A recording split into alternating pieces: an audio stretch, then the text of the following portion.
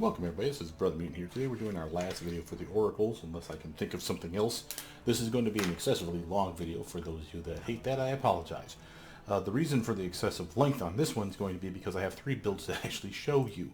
Now this is the Ancient Lorekeeper builds that I was promising you guys a while ago. The Lorekeeper lends itself to some serious fun because of the time mystery mystery that literally is locked behind it. The only one that can have access to this are the elves. As such, you have to play an elf character that limits you in spell picks, but also provides you with a lot of different buffs besides. So let's actually look at what the Lorekeeper has to offer. So first thing you should know is, again, just like any typical Oracle, they have simple weapons, light armor, medium armor, and shields, except for tower shields available to them. However, because they're elves, there's another bonus associated with that. Because you're an elf, you get elven weaponry familiarity. So bows are going to be your bread and butter. Rapiers, long swords can be used, and again, one that lends itself to a Dex-based build. So again, you can see some appeal here. And of course, the ranged weapons for a Dex-based build as well. Notice, of course, anything with the Elven in its name is considered a martial weapon. So if you wanted to pick up the feat martial weapon proficiency, you could start using things like the Elven curved sword, for instance, in the game. Again, up to you on that one. Now I have 3 different builds, and they're based on the alignment. So I have a lawful evil one, a lawful neutral one, and a lawful good one, to illustrate a few points. One, if you're going to be anything other than lawful good, you'll notice that there is a spell or two that is going to be left behind. There is a way around it for at least the lawful neutral character, which is again the reason for the 3 different builds. Also to showcase the fact that I can make a dex-based build 2 different ways, as well as a strength-based build, which is my lawful neutral guy. Again, this kind of goes towards your playstyle. I can't tell you what to do, but I can tell you which one I like the most. If you want something that's going to feel real tanky, the Undead Tank, the strength-based build, is your bread and butter. Easy to hit, decent damage, and again, going to have a decent smattering of spells thanks to the Ancient Lorekeeper build. Having said that, of course, we went Scale Fist Monk for all 3 of them so that you could wear no armor. He used that high charisma to your benefit. Now, you'll notice that we have one character that has excessively high charisma compared to the others. Well, not excessive, but at least 13 to a 12 for a bonus modifier. Why is that one different? And that's because of the gear that I've treated these guys with differently. The lawful evil character, I gave the profane bonus to intelligence, wisdom, and charisma +2, with a penalty to strength, dex, and of course con, which you don't care about because you're undead. So the amulet of the dying wisdom here is a nice bonus if you're willing to suck up a -3, a -3, and a -3. The +2, +2, and +2 is a real nice additive bonus to your intelligence, wisdom, and charisma. Now, of course, if we were wearing the best hat, we'd have an 8, an 8, and an 8 bonus here, instead of just the 8 for charisma and the 8 for intelligence. So you see our wisdom is really lacking here as a result of this. Again, if you want the wizard hat, put on the wizard hat. I'm not stopping you from doing so. I did something slightly different here. I went for something that has a better chance to confirm crits, because again, a rapier build lends itself to crit potential. We did not grab an improved critical focus for this particular type of weapon, so you want to find a keen weapon if you can. There are plenty of rapiers though in the game, and many that are agile, but you'll notice despite that, when we look at our actual feats here, we did not pick up weapon finesse. And you may think that's a mistake. It is not. I played the lawful evil character on this side as a ray caster character. So if you look at our actual feat picks, we started off, let me show you from the beginning here, spell vulnerability, because again, you are an elf, you only get 1 feat otherwise. So we took spell vulnerability for all 3, so we can get 2 feats at the beginning. In this case, we went dodge and power attack. The other guys did not do dodge and power attack. They did power attack, and then instead of dodge, they took spell focused necromancy. Now this character will get spell focused necromancy. Hell, this character will even get greater spell focused necromancy, so it's going to be your necro lord, or lady in this case. So again, a solid character in my opinion. And why is it that this one didn't have to? Well, it's because of the actual traits that we picked up. To get our undead curse, there's 2 ways to do it. You can either have Urgathoa as your deity, but that limits you then to lawful evil if you want the monk dip, because remember, you have to be lawful at some level. So lawful good, lawful neutral, lawful evil. So lawful evil is restricted then to this follower of Urgathoa. But this is a way to get the undead curse. That's how she could get dodge right at level 1, along with her power attack. You see that? The other 2 characters didn't have that. As such, the other way to getting undead is have spell focus and necromancy, and that allowed us to pick our alignment. In this case, I still picked a deity.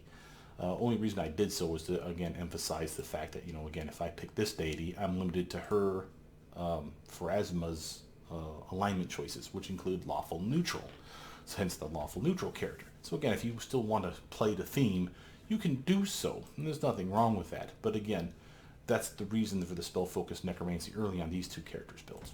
Having said that, what did we go from there after level 1? Notice that we have point blank shot and precise shot. This is the only build of these three that has these two feats. Again, Raycaster build.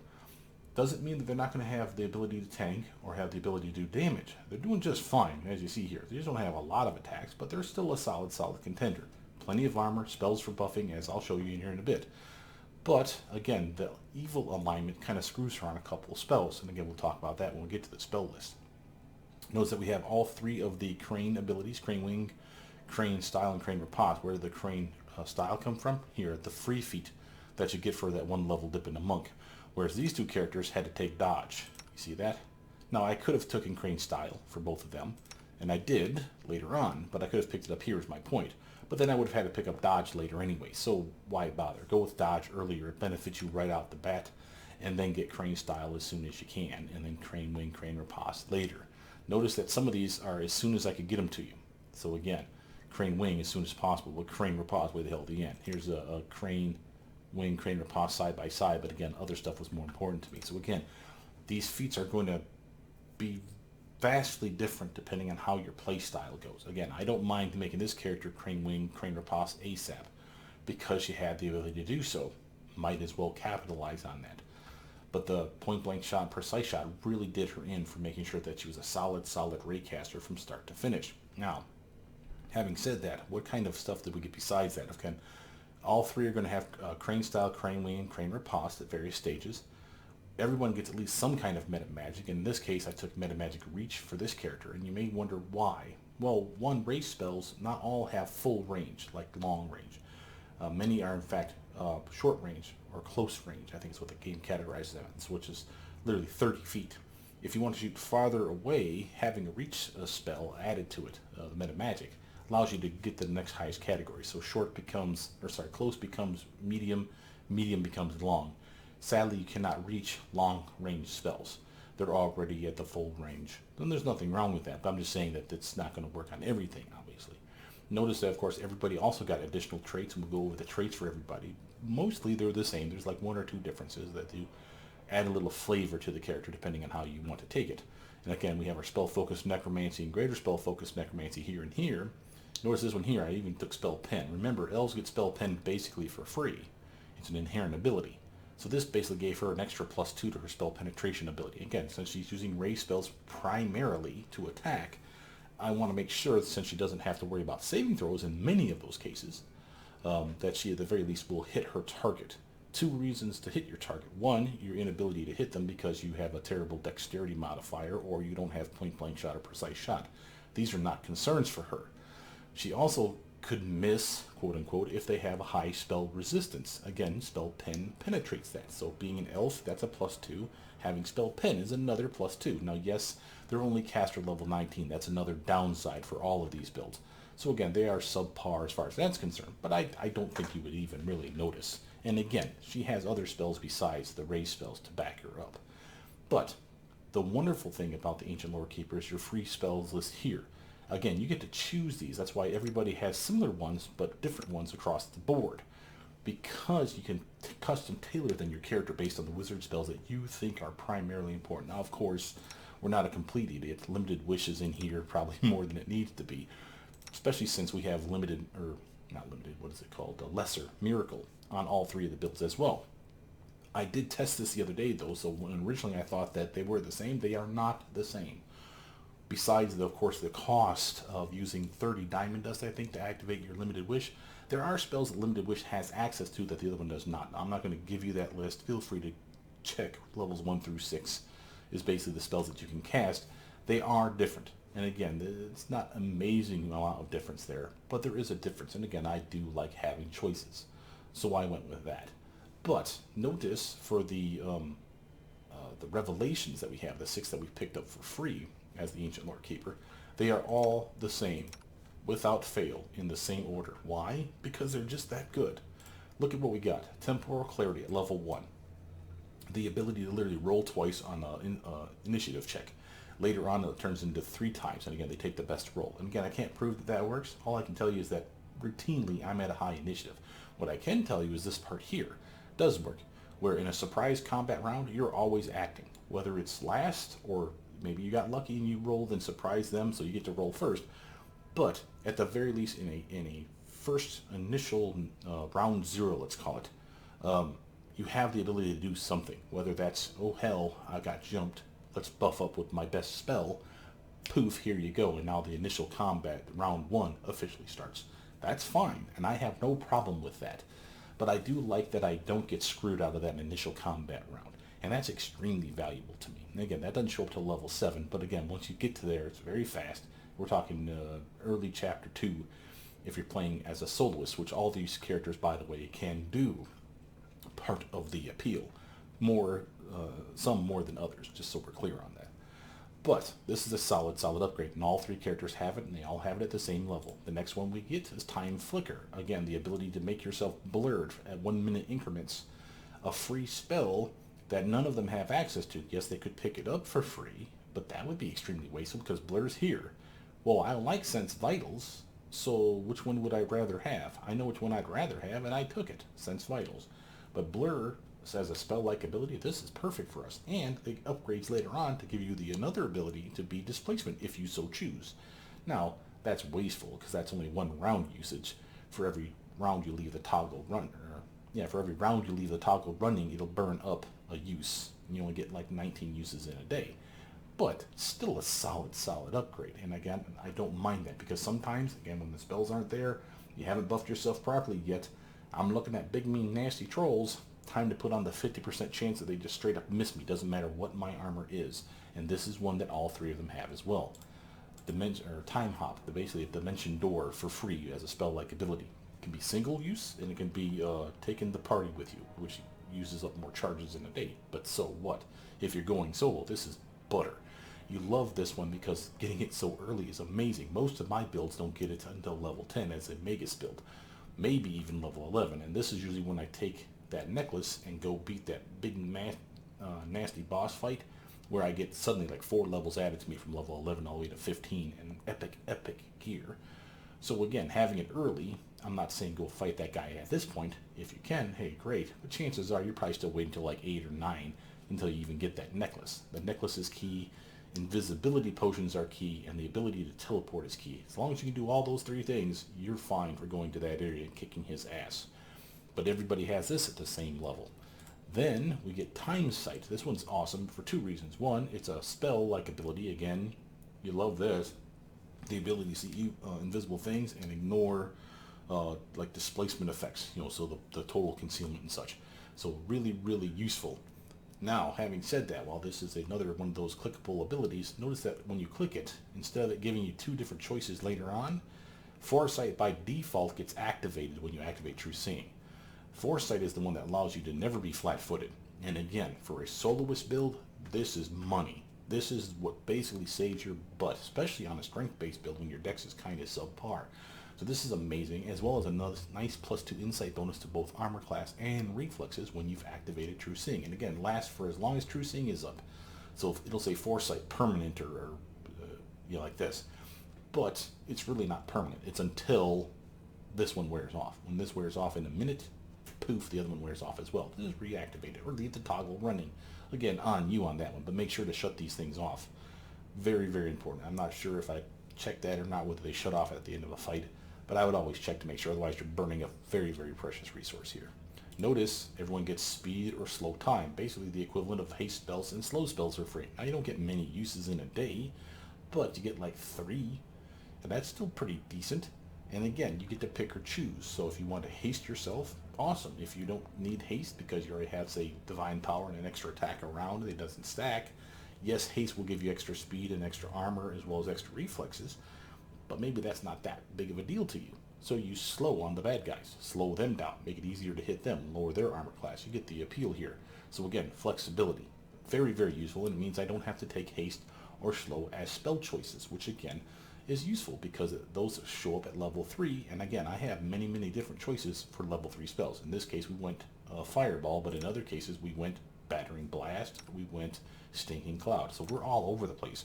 for our free spell picks between these three builds. Then we have Aging Touch. Okay, amazing ability.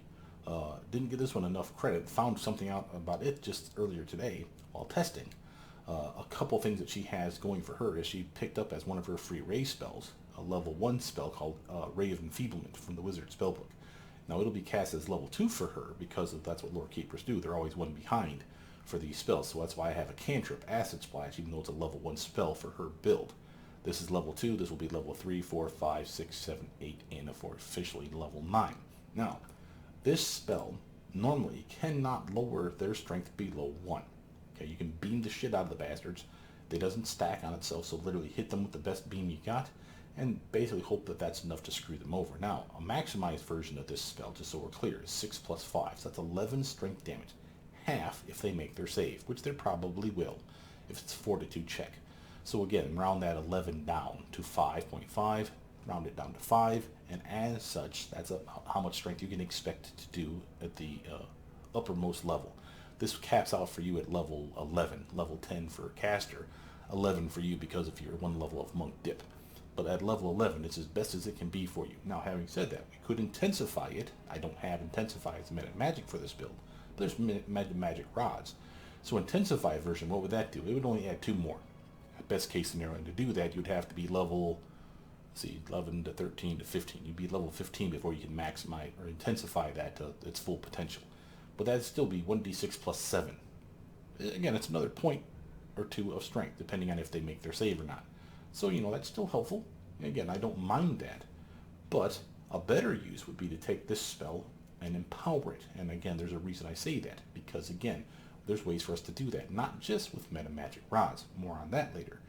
But let's think about that. If this was already maximized by pure dumb luck, let's say you hit the natural 6 here. So they did 11 strength damage potential.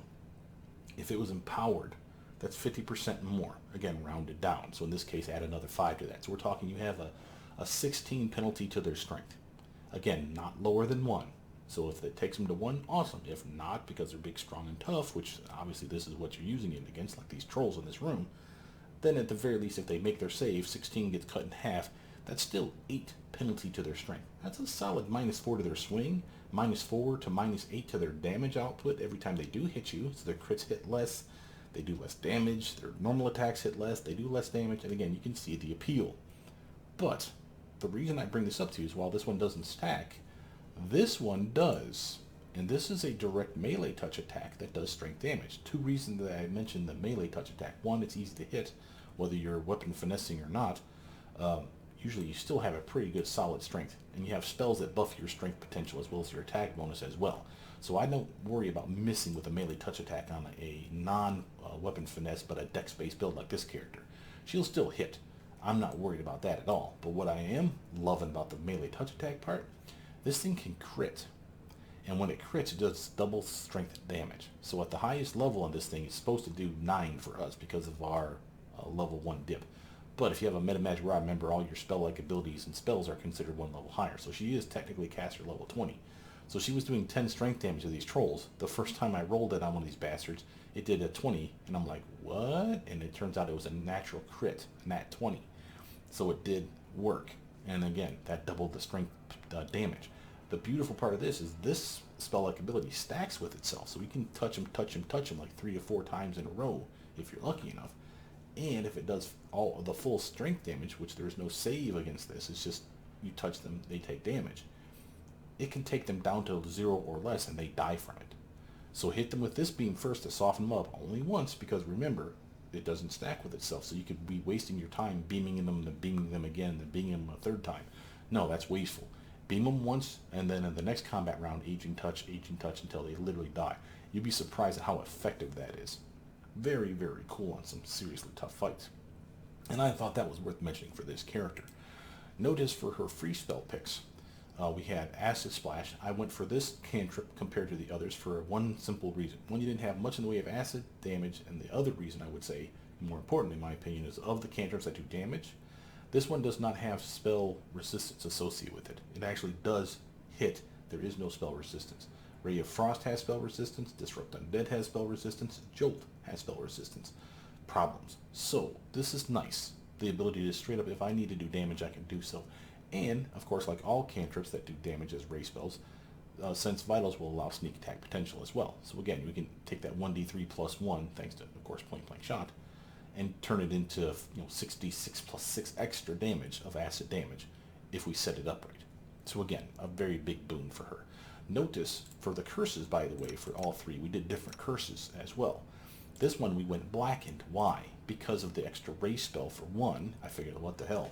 I like to have Scorching Ray, but then I don't want to miss Sense Vitals. This is the way to get both. This also allows me to have Burning Hands for free, as well as a spell-like ability once or several times a day.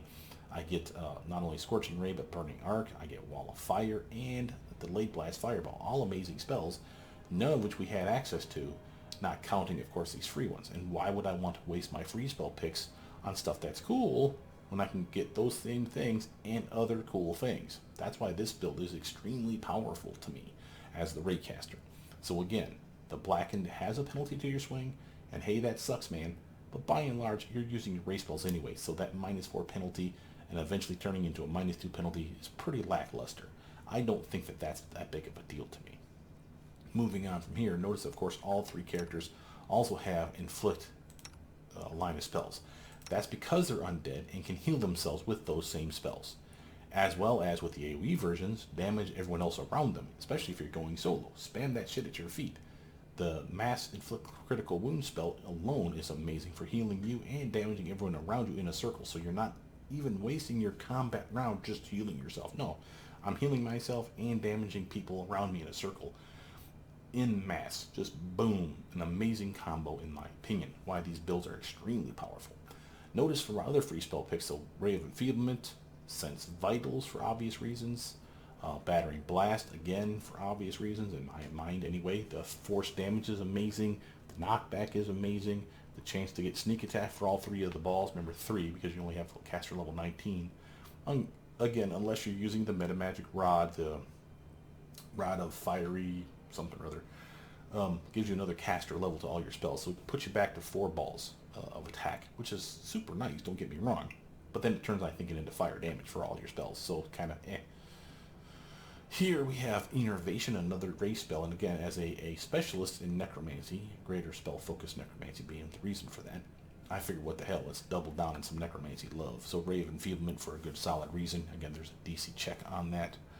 There is no DC check on Innervation, but again, it's a ray spell, and I'm happy to take that one. Now, sadly, it doesn't do what it says at the bottom there, whether it takes the undead and heals them. That's a bummer, because she would really appreciate that for her friends, of course, her Animate Dead spell-like ability. Elven Arcana, I took Icy Prison here. Again, reason for this is because if she's going to do sneak attack, sometimes it's nice to lock up a target so that you can guarantee sneak attack potential. Remember, if they're completely paralyzed, sneak attack is on the table again. So again, I could even acid cantrip them in the face. Now, it's of course not cantrip, it's level 1 spell, but I could hit them with acid splash in the face with Sense Vitals on and get some serious sneak attack damage if they're already paralyzed with, say, Icy Prison. And I like the fact that it does damage over time, even if it's just a little. It's still solid cold damage, and I appreciate that. I took Disintegrate, another amazing race spell. Solid damage, and again, unless you're wearing that rod, instead of 40d6 of damage, it's going to be 38. That's still good enough in my mind. Now again, yes, they could make their fortitude save, and then it knocks it back down to 5d6. But again, if you're setting up sneak attack level, it's 5d6 plus 66 plus 6 damage. So it's still hitting pretty hard, and I appreciate that. Notice, of course, we have Limited Wish, like I said, for all the builds, and this one took Polar Ray for its last ray spell. So again, lots and lots of ray spells. Now, back to my Meta Magic Reach. Why the Reach? Not just for these ray spells that we want to shoot farther, and other spells like Icy Prison doesn't have maximum range. Remember these spells here? All of these bastards have a range that is less than long. These are all touch attacks, and touch attacks can be turned into close ranged ray spells with using the Meta Magic Reach spell. So any spell that you have as a touch, not counting, I think, cantrips, of course, can be turned in by default into close range attack spells. And again, that's pretty cool. So I could literally shoot, inflict light wounds, moderate wounds, serious wounds, or critical wounds at a target. Now you may say, why? Why bother? Why not just walk over and touch him on the shoulder? She's not particularly tough. Yes, she is going to have good armor and buffs besides, but why risk it? She's the smart witch. She's the one that stands behind the undead army of hers and beams the son of a bitch from a distance, because that's what she does. So it makes sense for me that she has the ability to shoot them farther away, and why not use inflict spells to do that too? And again, this also gives her other castings of these spells. Why is that necessary? Remember, she's a spontaneous caster. So if she has inflict critical wounds at level, let's see, it's 1, 2, 3, 4, level 4 spell.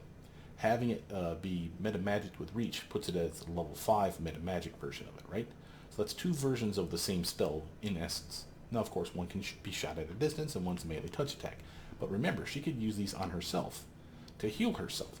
Well, what would you rather heal yourself with? Something that does 4d8 plus maximum, let's say it is 20 damage or health back to your character, so 48 plus 20, or would you rather use this one, which would be the level 5 version you'd have access to normally, which would only be 1d8 plus maximum of 25, which I don't even think you have.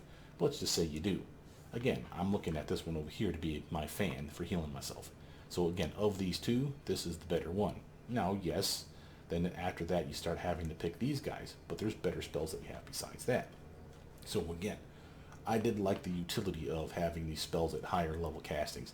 And even these AoE ones will be able to shot at a distance, which is nice. So again, you can stand behind your undead army, and remember, your undead army is just like you, undead.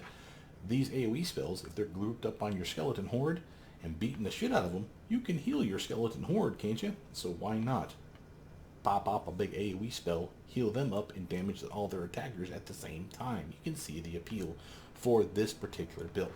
I'll go into their spells later, but I do want to show you their traits as we talk about each one as well. Know that we picked, of course, traits and additional traits, so there's going to be two different sets to talk about. Here is our Urgathoa pick, and of course you were cursed. Everyone has that, and everyone's undead curse.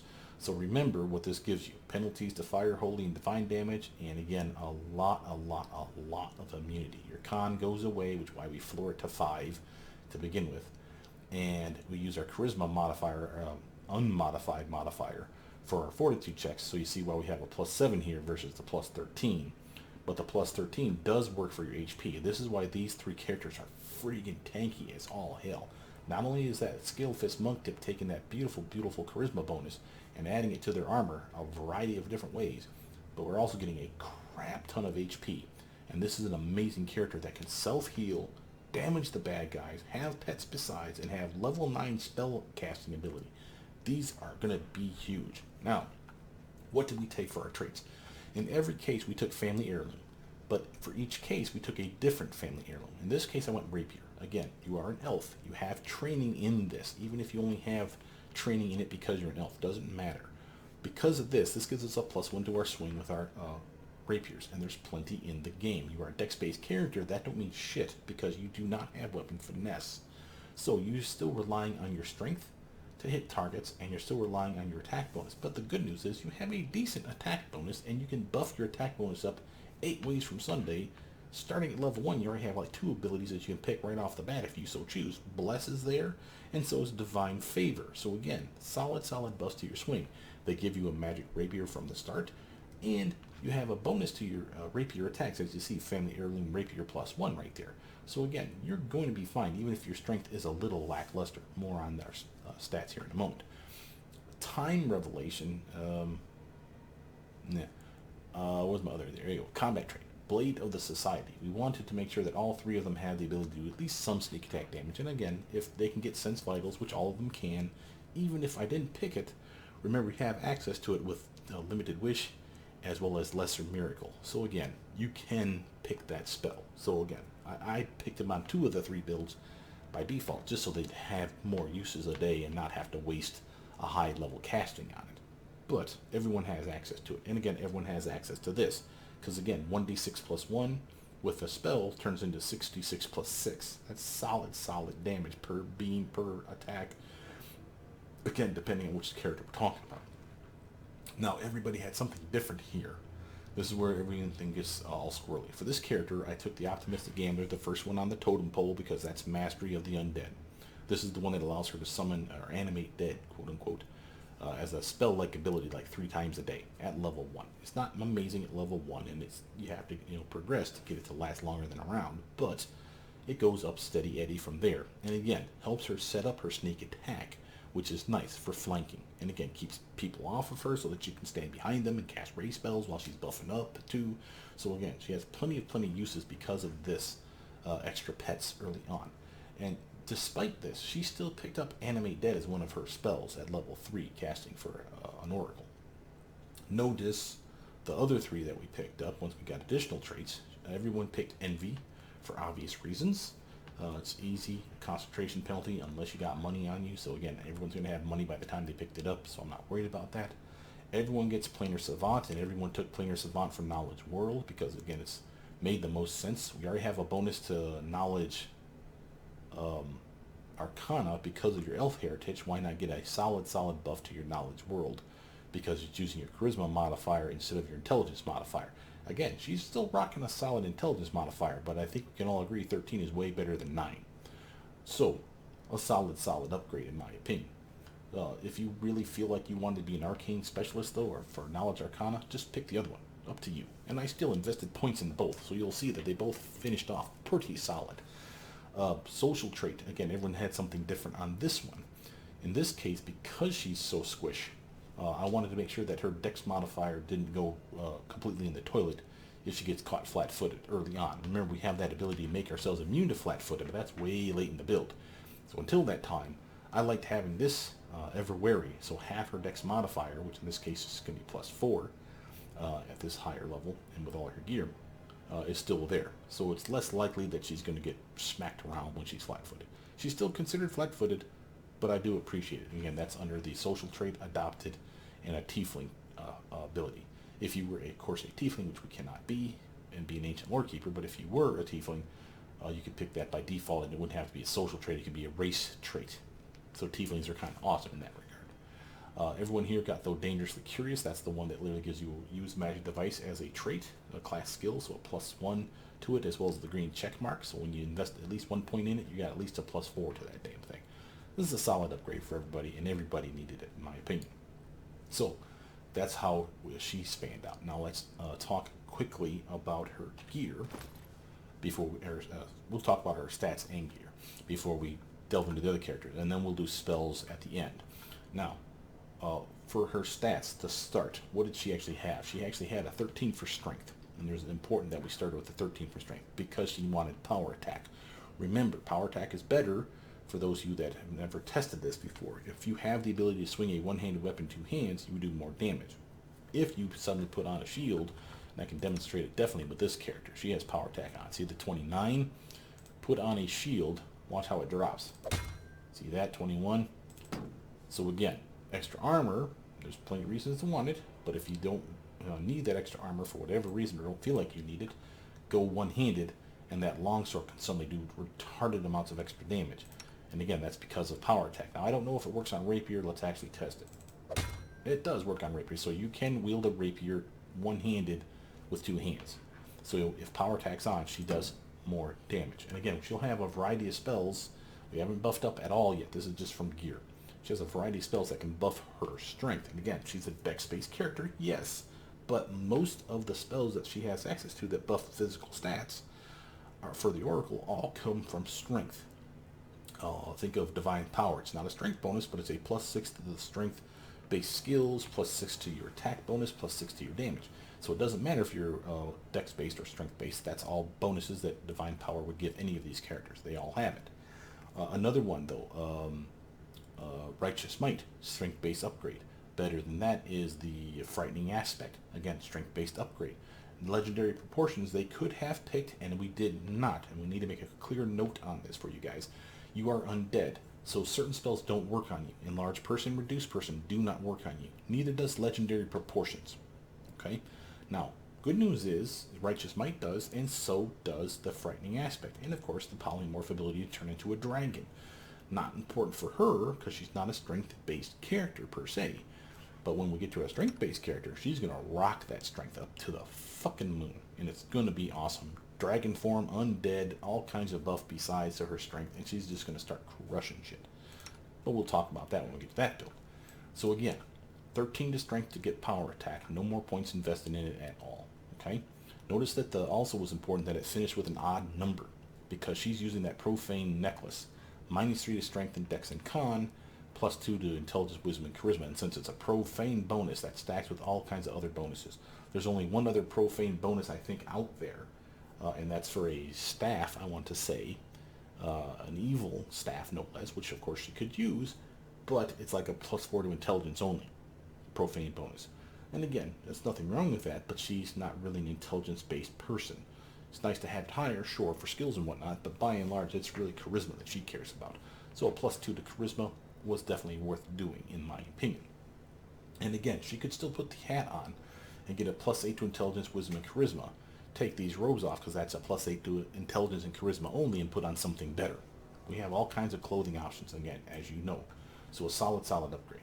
But 13 for strength. Dex was 16 or 17? 17. 17 points, and we never invested in it again. And again, finished with an odd number for a reason. Because again, 3 from 17 drops it to 14. Yes, that sucks.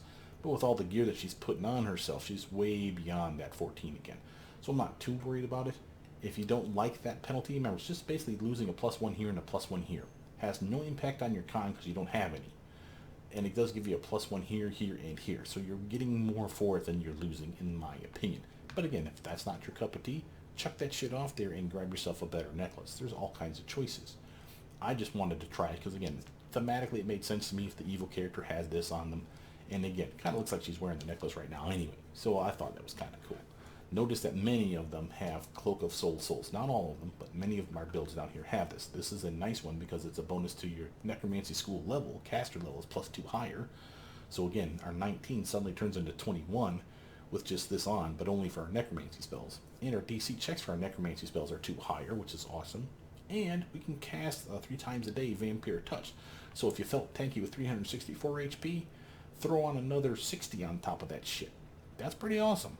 Just saying, that's pretty nice. And that lasts for like an hour, or until, of course, you'll lose it from getting smacked around too much. But again, a solid upgrade for this character. Of course, all of them have the Ring of Circumstances. This one has the Dragonfly Ring to get extra dexterity back, because we actually took a detour on the belt. Instead of getting the +888 belt, which is a staple, as you know from my builds, we're going for greater belt of perfect components. Remember I told you that'd be really nice if you could take that Ray of Enfeelment and empower it? Well, here you go, baby. By default, you can empower that shit. And extend it, because there's a duration. So that just automatically works. You cast any spell level 1, 2, or 3. And, by the way, for those of you curious, let's look at the spellbook just briefly to point out something. Notice these spells here that we upgraded, like Magical Vestment. It's a level 3 spell that's level 4 because of the Reach Meta Magic that I put on it, okay? This is still considered a level 3 spell according to that belt. How do I know that? Because this should only buff me for 19, maybe 20 hours, okay, depending on how, what kind of gear I have on me. But 19 is the lowest, 20 is the highest. This is buffing me for nearly 38 hours, 38 to 40 hours. And again, the only way that works is if it's been extended. Where did the extended come from? The belt that I'm wearing. And again, that I thought was pretty damn cool. So feel free to meta magic up your other guys with stuff that's not empowered or extended, because they will benefit from it, at least for the level 1, 2, and 3 spells once you get this spell. And again, I thought that was pretty slick. And this also gives her the ability to, of course, not only do extra damage with some of those ray spells. Think of Scorching Ray, 4d6 of damage 3 times. Now multiply that by 1.5. That's what Empower does. And again, that's pretty awesome. It has nothing to do about extended, but the empowered part works. And many of her buffs are level 1, 2, and 3. There's many more that are way above that. But it's nice to know that the level 1, 2, and 3 stuff are always extended. Poof, here you go. Full protection for double the duration. Yay you. So again, I thought that was a pretty neat way of doing things. Now again, because of this, I have no strength bonus and dex bonus. Where did I get my dex bonus? From the ring. Notice it gives me the ability to cast Cleanse, a spell I did not pick for myself because, again, originally I thought, well, I'm undead. Why would I want to use a healing spell on myself? That sounds like a dumbass idea. Once I tested this, I found, at least from the ring, Cleanse works on you. Cleanse will even heal you as an undead, which is freaking weird to me, but it will heal you, and it will cleanse do the regular abilities of the Cleanse spell. So again, I'll happily take that for free 3 times a day. That sounds pretty badass for a solo character. The strength bonus that we're seeing here came from the gloves. And again, you knew I was going to get these. Star Soldier's Gauntlets. Not only is it +8 to strength, but again, the free Scorching Ray spell like literally at every round you can cast this. So again, 3 beams at every round once you have these forged for you. Why would you not want this on a raid caster build? 46 of damage, 46 of damage, 46 of damage, with sneak attack potential for all of those. Now sadly, I tested this with these the belt on to see if I could get it empowered and do extra damage. No, it doesn't work. But we already tested in another build, for those that curious. Remember those necklaces that increase your fire damage, your electric, cold, and acid damage, and all that stuff that's like that? Remember, that does work on these. So again, if you don't like this necklace choice, I highly recommend you grab something like the Amulet of 4 Elements, so that you can do more damage with those beams. Because that would be 4d6 each, plus 4. It's not amazing, but that's each. So 3 beams, that turns into extra 12 damage that you just unleashed on the son of a bitch every combat round. That's not that bad. And you have other fire spells besides. Remember, this was a fire-based build with the blackened curse that she has. So she has things like Burning Hands, Scorching Ray. Of course, she also has Burning Arc, which is solid. She has a Wall of Fire and Delayed Blast Fireball, which is Amaze Balls at 20d6 of damage. So why not have that 20d6 turn into 20d6 plus 20? Just saying. So again, there's reasons to not want the gear that I'm choosing. But solid choice, and everybody should have braces of armor class plus 8 since we're not wearing armor. Why not make sure you have an extra plus 8? And here you go. Notice that this character is using the Dark Master robes. Many of them, if not all of them, will want that robe. I did something a little different here, but you'll see that when we get to it. But the Dark Master robes is a solid choice. Plus 8 to intelligence, nice, and plus 8 to charisma, soup's nice, because that's not only your armor, but that's your spells a day, and your intimidation and persuasion checks, your use magic device checks. So again, a solid upgrade for your character. And again, because of the plus 13 for all the characters, remember they have that planar savant, so their knowledge world gets this bonus instead of this bonus. So again, plus 9 is nice, but plus 13 is clearly better. This definitely is a robe that you would want to have, in my opinion. Having said all that, of course, everyone gets the Manticore Skin Boots, plus 4 armor. Who doesn't want that? And extra ground speed. Again, beautiful. Everyone has the same rods of Grandmaster's Rod, the Rod of the Fearless, Rod of Undeath, Rod of Power Source, and of course the Rod of Flaming Vengeance. That gives us our caster level back. And then all of these give us various bonuses, as well as super cool stuff like, screw them for, being immune to magic. No, we got the Grandmaster's Rod, bitch. Time to take some damage. Hit him with your heaviest hit in its spell. That's an awesome upgrade. We have buffs to our saving throws. We have buffs to our DC checks for necromancy or conjuration or evocation spells. We have the ability to do fire damage on every spell that does damage instead. So again, if that's a problem, take that shit off. But by and large, that's still a solid upgrade. Everybody has a different weapon choice. So again, find the weapons of your choice. In this case, rapiers. She has many to choose from. You have a solid one right here in her hand. Gives her the continuous freedom of movement effect, which I don't think she even needs because she's immune to paralysis. But she's not necessarily immune to like slow and web and stuff like that. So unless she has a spell that cast on herself, which she does have a spell that would make her immune to those effects. So I don't think she really needs this, but the immunity to fear is nice, and death effects too. So again, boom, boom, super awesome weapon to have in your hand. She has other ones though. We have ones that are agile. Now that doesn't do her any good. Remember, she has no weapon finesse. So the agile ones aren't really giving her anything special. But this one does corrosive damage on a hit. I'll take that. It's a solid plus 3 weapon besides. And she can cast Spit Venom. I don't care, but it's there. This one here, she has another agile weapon. Again, doesn't do her any good, but it's a plus 3 weapon, a solid hit, and it bleeds the target. And she can cast Cure moderate spell once a day. Not that she cares, but she has that. Now, yay. This one over here is just a Keen Radiant Rapier if I need to do positive energy damage, and it plus looks pretty baller, I must admit.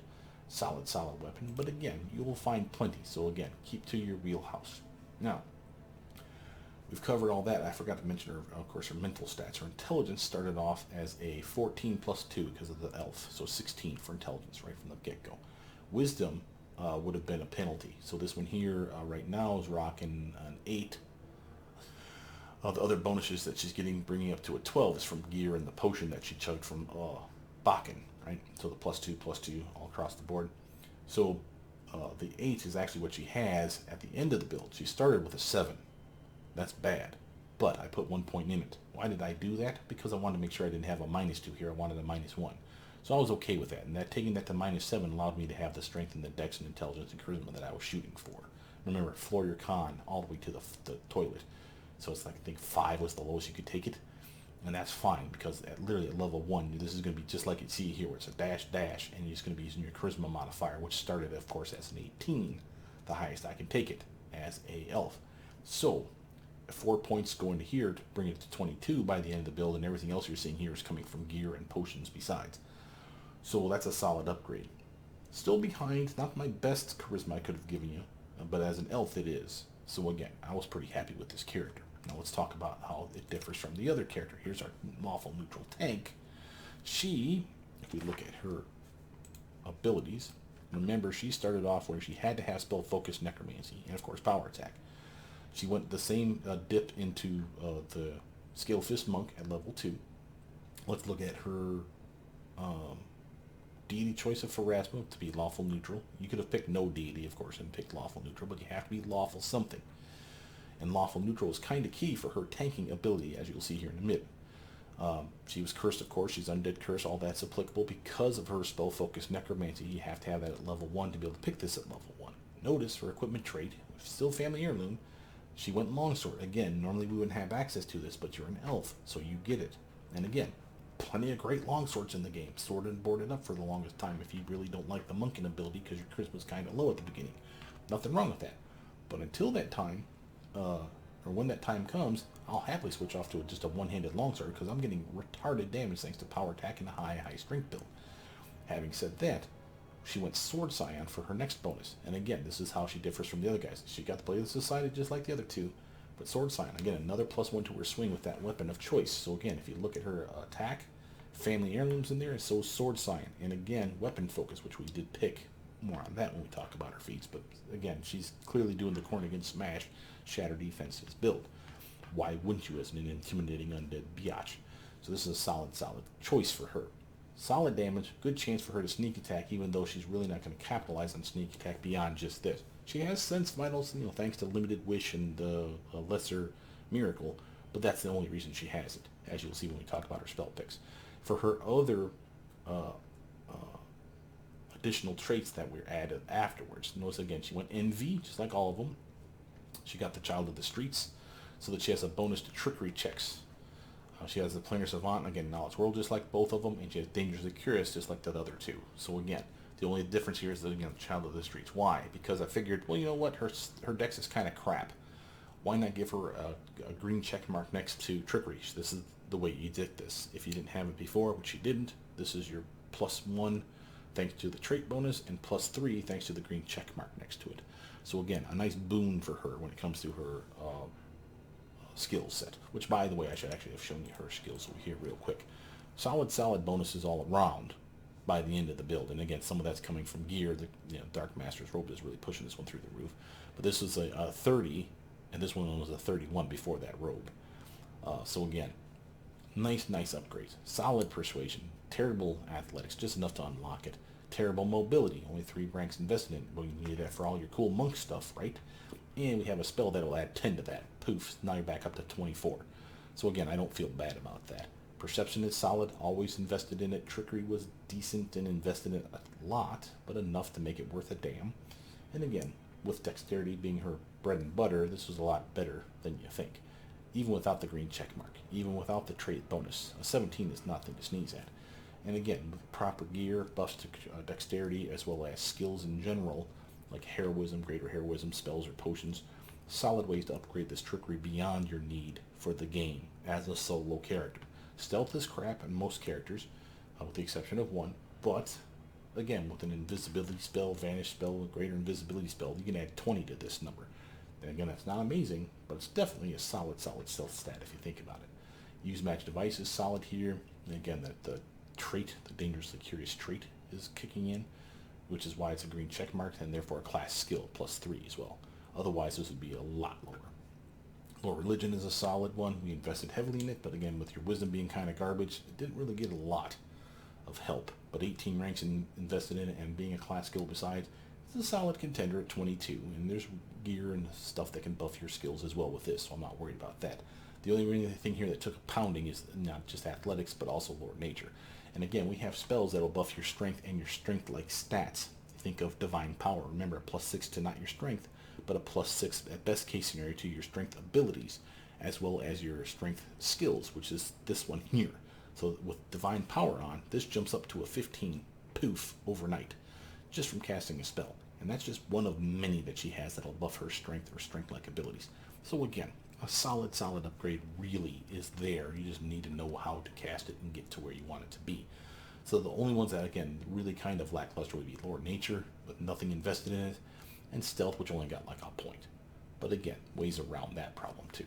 For this character, as you can see, she's all over the place, but she's got a bonus +2 to everything because of the sword she's wielding. That's the Perfection Sword. +2 inherent bonus to every skill. And again, Lord Nature, ignore it. That +4 is nothing. Should be a dash, because again, without investing in it, you can't even use this skill. But everything else she has is rocking it, and her Persuasion is nice, and she has a bonus with gear on that makes her better at intimidating people. So while Persuasion is good, her Intimidation check is even better. And this is a solid character in my opinion. This is our, again, Undead Tank. Again, mobility can be even higher than this with a nice spell cast on you. We have other spells that can buff your perception, which I should have mentioned on the other character as well.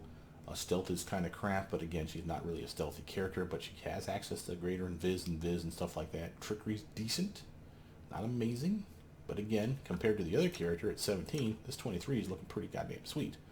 And again, Child of the Streets is a part of that. And again, that's a really nice upgrade for her. Notice for the Ring of Circumstances, in this particular case for this character, instead of giving a bonus to the DC check, I gave this one a bonus to the skills. So +2 to all her skills because of the circumstantial bonus as well. And I figured, you know what, screw it. She deserves it. She's not much of a caster. I mean, she has level 9 spells and she has damaging spells, sure, but she's by and large a buffer, self-buffer. She buffs up, runs into battle, and just melees the bejeebus out of shit, which is what she does better than these other two, quite frankly. Solid character. Let's look at her feats. We've talked about, of course, the first two. Again, spell, focus, necromancy, and power attack is crucial. Spell, focus, necromancy, so she can be undead at level 1 right off the bat. Otherwise, your con being 5 is going to screw you huge. So that was necessary. Now, we have, of course, as our level 2, 1 level monk dip into Skill Fits Monk. She could have picked up anything in this list for the monk feat, but dodge or crane style was the obvious pick, so we went with dodge and got crane style here. Then, of course, crane wing, and then way at the end, crane riposte. Now, I don't mind this, and you may be like, well, this is a -1 penalty. Here, it's a -2 penalty by this point. Well, actually, by this point, it's a -2 penalty. Or, no, right here, a -2 penalty, thanks to crane style. And again, you take all the way to level 19 and make that -2 drop to a -1, what it gives? Well, because you have plenty of strength. That -2 penalty is inconsequential, in my opinion. I mean, hell, power attack is going to hurt you more than that thing. So I'm not really worried about it. Yes, I'll take crane riposte, but you can see it wasn't a concern. It's a solid stab in the face of the bad guys at the end, but again, you will get to level 20 way early, especially if you take this character solo. So I'm not worried about it. You'll have this way before you get to Pitax, for instance. So you will enjoy it. But again, crane wing as soon as possible for that extra dodge is definitely a boon. You definitely want that.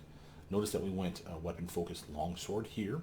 Cornigan smash as soon as we can. Remember, we could have grabbed it here, but again, I did want to get crane wing up sooner than later because again, you are solo, right? So why not get that extra armor now? This is nice, but this is not armor. This is just an intimidation check when you smack one person in the face. Not even AoE. That's dreadful carnage, which we did not get in this build. So again, this is good. This is better for your survival. But again, a solid upgrade. Remember, you have to have persuasion up to at least 6 points invested in it before you pick this. Do not make that mistake. Here we have the Dazzling Display, completely useless feat except for the fact that it unlocks the ability to get Shattered Defenses. Again, you needed Weapon Focus to get Dazzling Display. Again, that's why we got the Weapon Focus longsword. Not the only reason, obviously, but the real reason we grabbed it. Solid upgrade. And again, once you basically start intimidating guys, it's basically flat-footed from that point on. And of course, the fact that they're shaken is extremely beneficial to you because they have penalties to their swing, penalties to their skills and their saving throws. All kinds of stuff comes from being basically shaken or frightened or terrified. So I don't mind having this as a nice 1-2 combo. It's a little late in the build, but I think the earliest you can get Shattered Defenses anyway is like 11, so you're not that far behind the curve. Notice this is late in the build. Metamagic Intensified, and after fleshing this character out, this was a mistake in my part. Probably shouldn't have took Intensified. I thought I'd like it for the extra damage for obvious reasons, but when I look at her spells, I realize, you know, the ones that I'm intensifying are like these things. Well, who gives a shit? You did 1d8 of damage plus 5. If it's intensified, it's 1d8 plus 10. Look at the next best spell it could have been without intensifying it. 2d8 plus 10. So this one's already better than the intensified version of this. Why the hell would you even intensify that then? You wouldn't. So again, that's dumb. And I didn't even think about that until afterwards. If I was to change this, this would be Meta Magic Extend. Double the durations. You're a buffer, a self buffer. Why not have all your buff spells last you twice as long? You will appreciate it. So again, that's how I'd switch this one out. And she would definitely appreciate that in my opinion. We got our additional traits way late in the game. Again, can't be helped. As a matter of fact, I actually pushed Train Riposte back even further just to get additional traits sooner than later. So again, kind of sucks, but it's what it is. And again, stuff is subject to be shuffled around a little. There are hard caps, though. Like I said, Shattered Defenses has a BAB restriction to it, and you're not going to get that till like level 9 or 11. So you're not going to say, oh, I'll take Shattered Defenses here all the way at 5. No, you're not. You got to get a weapon focus, and you need to get Dazzling Display first. And even if you grab them like here and here, you still can't get Shattered Defenses there. So again, you'll build into it. You'll figure out where they go and what suits your playstyle. But by and large, it's a solid choice. All the same picks here, so I'm not going to go over them again. But by and large, this is the order of them. Notice for free spells, though, this is interesting. Well, first I should talk about her curse. Notice she has a wasting curse. And again, there's a reason for this. Remember, for her spells, as a strength-based character, any spell that buffs her strength is a solid upgrade. Well, there's two really good spells that are good on a character for an oracle, where good is your alignment of choice, special lawful good. She is not, as you have seen. So, what does that mean? Either A, she can't cast a spell on herself, which I have a workaround for that, or B, if she casts a spell on herself like Eagle Soul, and she's not good, if she's evil, she becomes staggered. There is no cure for staggered. You get staggered for the full duration of the spell, and basically you've wasted the spell, and basically hurt yourself in the process, so to speak. But if you're just neutral, which is what she is, for Eagle Soul, you cast it on yourself instead of being staggered for the duration of the spell, you are sickened for the duration of the spell, and that's a massive penalty to your swing, like a -2 and all kinds of other shit. But look at this. Take wasting for free at level 5, way before you even get Eagle Soul. You become immune to the nausea. Oops, the sickened condition, sorry. Nausea is over here. And that's for free. So she can actually cast Eagle Soul on herself, and while she would normally be sickened, because she's immune, no worries. And I thought that was pretty damn cool. So I wanted to show you that trick. Notice that she's immune to disease, completely useless for her, as all of these characters are undead and therefore immune to disease. Remember, being undead gives you immune to disease, poisons, bleeds, all kinds of shit. Like paralysis, and I think even sleep spells. So you're immune to a lot of crap. So that's not that big a deal. But again, it's, you know, for any other build, I could appreciate it. But this is a solid upgrade for you. And then again, like I said later on, being immune to nausea. And you may think, well, you're immune to poison, sicken, and nausea. Aren't those all poison effects? In many cases, yes. Like Stinking Cloud as a fine example. Nausea is what basically is caused from Stinking Cloud. But it's a poison cloud. So if you're immune to poison, which all undead are, she could stand in this cloud and be perfectly fine. Hence the reason for picking it. But she doesn't have to be immune to nausea to be able to stand in the cloud. She just has to be immune to poison, because it's a poison effect. But there are other nausea effects in the game that are not poisons, spells, and other spell-like abilities that bad guys may have. And again, that'll piss you off when you're like, I thought I'm immune to this shit. Nope. You're immune to poison, not nausea. She's immune to nausea, and again, not till level 16. Remember, we're delayed a level thanks to the monk tip. So at 16, she'll be immune to that shit. And again, I do like my immunity, especially on a solo build, especially on a tank build. Again, the front runner should be immune to fear, poisons, diseases, fear, anything you can be immune to, you should be fucking immune to it, in my opinion. I think that's a solid way to go. So again, wasting. The only real downside on this one is notice the -4 penalty to charisma-based skills except to intimidate. So persuasion is going to suck. So if you look at your persuasion over here, it's not kicking in yet. But if you look at use magic device, you see the wasting. And I had to jack that shit up just to get it to that 30. So again, we're doing good. Don't kid yourself. But it's still a penalty. Persuasion won't kick in that -4 until you actually roll a persuasion check. Like a, what's the diplomacy check? It'll be at a -4. Or the, what's the other one that's not an intimidation check? The bluff. Bluff check is a persuasion check, and it'll also be at a -4. So again, it's important that we rank this one up. Don't kid yourself. But I don't think you'll feel it. And again, if you're playing this type of character, you're probably going to do the intimidation check. And again, you'll have your full 34 bonus at that point. So I ain't worried about that shit. But it is worth mentioning. So there is a penalty to that curse, like all curses should have. So just saying. And it doesn't get better. It's always there with you. It's just from start to finish. But the immunities are solid. Let's talk about our free spells for this character. We went for our level 1 spell that's basically a cantrip from the wizard pool. Touch of Fatigue. I figure what the hell. You know, why not? You're already up front. You have good melee touch attack as a strength-based character. So, poop, touch him on the shoulder and that guy's now tired. And again, it's a necromancy spell. There's a save associated with it, so that part sucks. But you have a +1 to your necromancy DC check at least. Remember, you have spell-focused necromancy at level 1. So you have at least a little bit of a buff to that. We picked, of course, all damaging spells to heal ourselves and damage targets, just like all other builds. But notice we grab Shield for our wizard spell, a level 2 spell for us, but a level 1 wizard spell here. Why grab Shield? Well, yes, I could wear a shield. I can't monk it up properly if I'm doing that shit. So, if I want to have my crane wing, crane style, crane riposte, all that shit going on, fighting defensively besides, and having a one-handed weapon like a longsword and getting epic damage from that son of a bitch, but I still want to have a shield bonus, here you go, baby. Solid bonus. Remember, this is your tank. This is the one that's up front. This one should have the best armor of all these characters, even if they're not a Dex-based character. And again, this is how we do shit like that.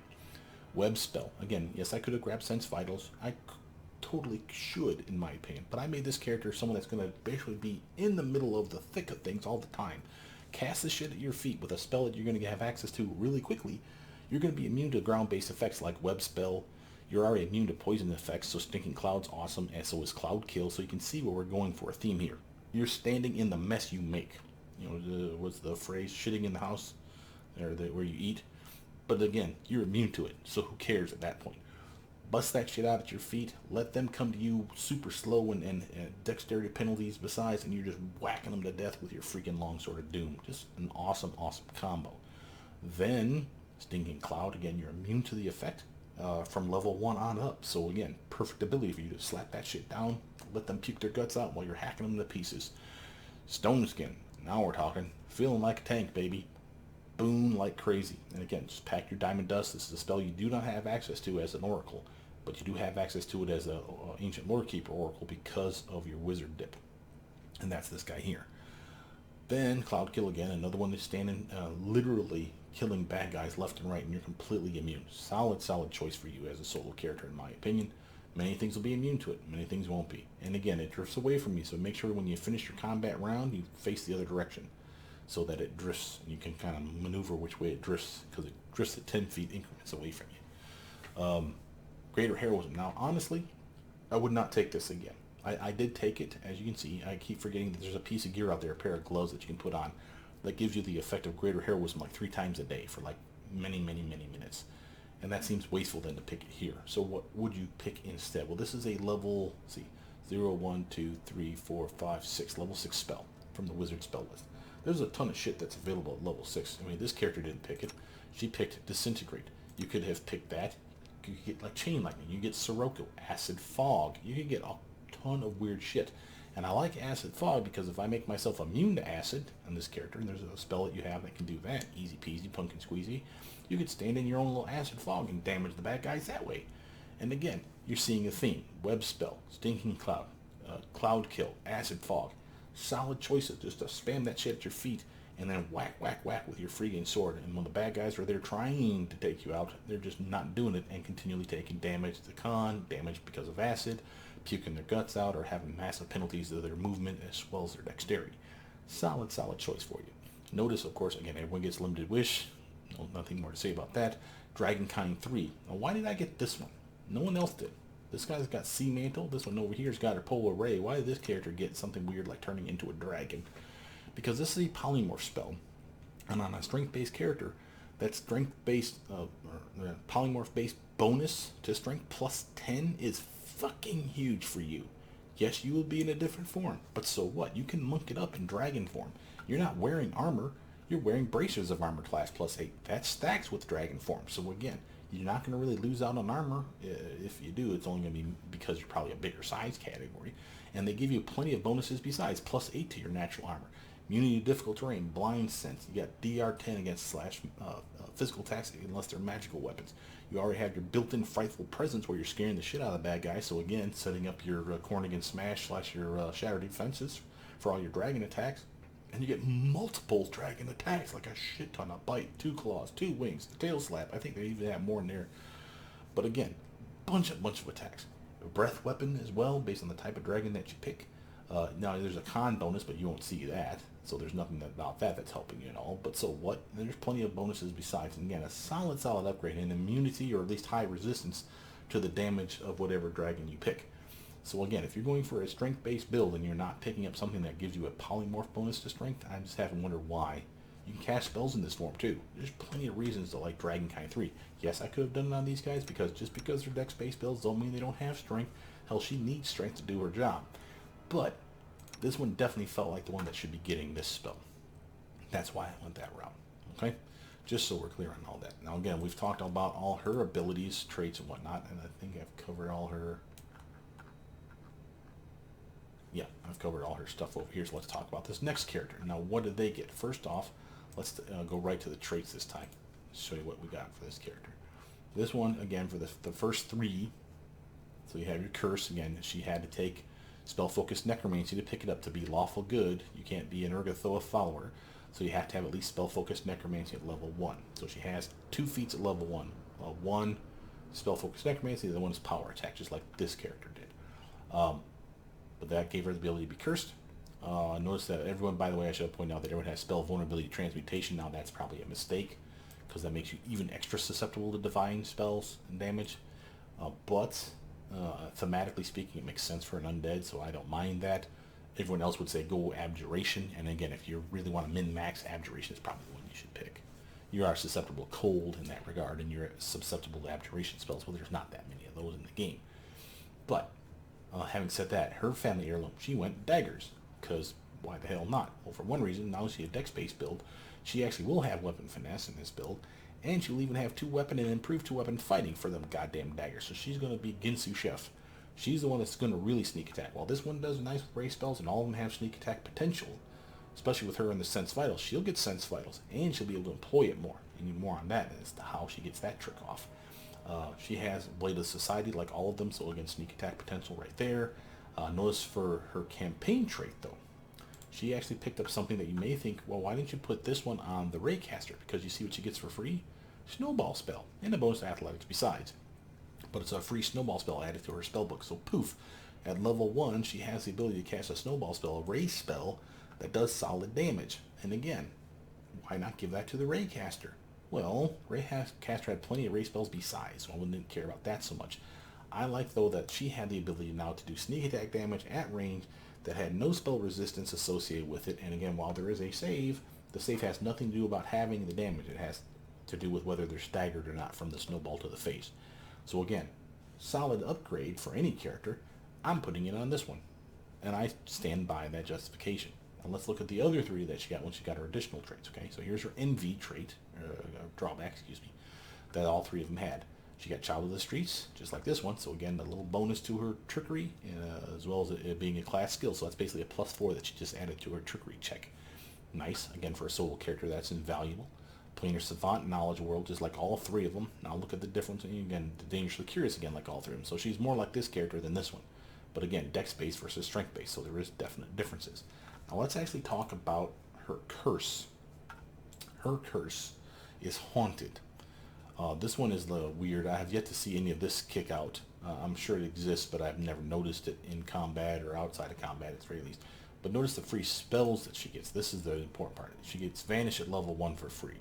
Invisibility here, greater invis here. Remember I said that she'd be really good at sneak attacking? This is why. She has free access to it. Again, with Limited Wish and Lesser Miracle, both these guys can do that too. But why cast a level 6 spell to do that? Because that's literally a level 4 casting. That burns up a level 6 or a level 7 spell to get that, and it doesn't last very long. So I'd rather have it on my natural spell list so I can literally extend it or buff it in some other way. Again, I don't mind that. And again, she'll be really good at it, being the sneak thief, if you will, hence the Undead Sneaker. Also, she gets Mass Invis, complete garbage spell, but it's there. Pointing it out to you. But again, the Haunted doesn't seem to be that big of a deal as far as dropping stuff like it says it does. So I'm not worried about that. I was more about getting the free spells. Having said that, for Feats, she went for Crane Style as soon as possible. Of course, could have grabbed it sooner here, but we needed Dodge first, in my opinion, and then Crane Style after that. And you could have grabbed Crane Style here. You can pick stuff that you normally would not have the skills for. You need like Dodge to get Crane Style, but picking it here will let you do it. But that means to get all the other Crane stuff, you're going to need Dodge. So why not grab Dodge sooner than later? So I took Dodge and then Crane Style. Then here's our Weapon Finesse, not Weapon Focus, Weapon Finesse, so that you can use that high dexterity for those Q-dash daggers to make sure that they land. And yes, she's going to have spells above her strength besides. And again, once it's above this +9, it'll go off that other number. I'm fine with that.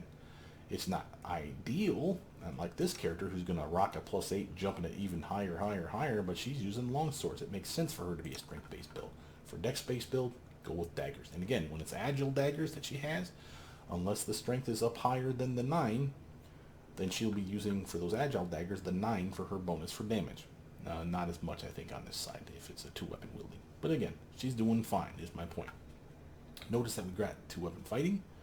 We got additional traits, which we talked about. Crane Wing, Crane Riposte. Again, a little late. This one could have been here. And this one could have been sooner, but I wanted to get those additional traits because I really felt the pinch for her getting those sneak attack, or the trickery skills up. And additional traits included that trickery bonus, so I figured fuck it, grab it sooner than later. Notice she has 2 meta magics. So she has, alright, sorry, not 2. She has meta magic extend, and she has improved weapon fighting.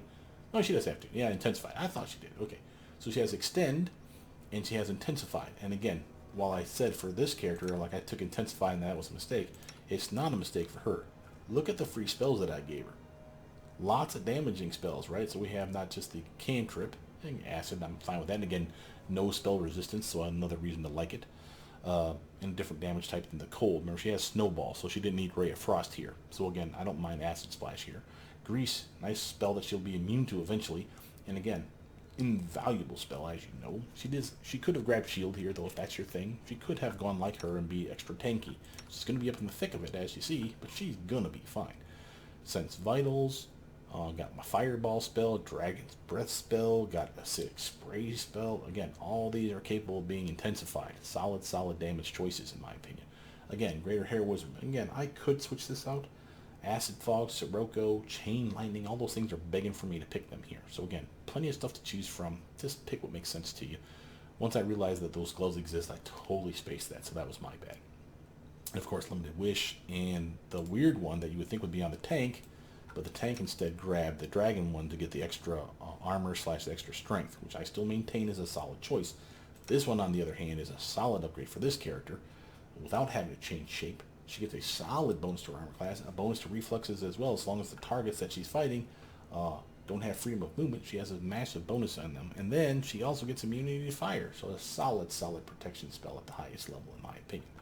So again, can't intensify that, but you can extend it. So she's really good at buffing herself, and again, all those cool invisibility buffs besides can be extended, and that's a solid upgrade for her. Same with Sense Vitals, for her really being the sneaker that does sneak attack damage and being invisible all the goddamn time, and it's really counts.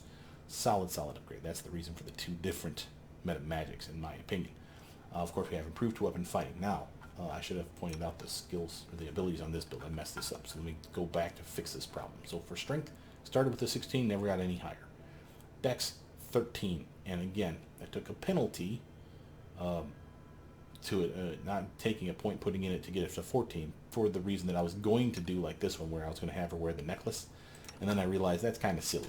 So I stopped at the 13. And now maybe that's a mistake, but that does give her access to things like dodge and all kinds of other cool shit. So again, I was fine with it. She didn't need access to dodge. She picked dodge here. So you didn't need it to be 13. But I still maintain it was an okay choice.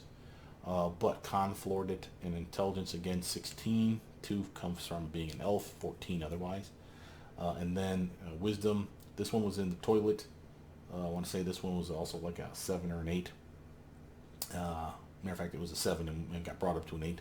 And then this one here was 18, highest charisma I can give you as an elf anyway, and then put 4 points in it to finish it off at 22. For this character though, we have a Strength of 13, very similar to this build. Strength of 13, Dex of 16. This was my mistake. Floored Con, Intelligence of 16. Wisdom was actually a little bit better than it should have been. It was like a 9. Now, I could have made this a 17 and this a 7 to do that. Okay, now that'd be more penalty to Wisdom. But once this is 17, I could put a point in here to bring it up to from 7 to an 8, and it'd be just as good as the 8 to a 9. So again, there's not really a whole lot of difference there. Or I could do it just the way I did it, where I had the 13, the 16, the 16 here. This was like a 5. This was like a 9. And this was an 18. Instead of putting a point in here, rounding it up to 10, which is what I did do in this build, I did not bring this up from 16 to 17, thinking, well, why would I bother? Right? Because I'm not going to wear the necklace. It doesn't need to be an odd number. However, to get improved 2-weapon fighting, you have to have a Dex of 17. Now I have to cheat, and basically I have to wear a Dex-based piece of gear to have this feat.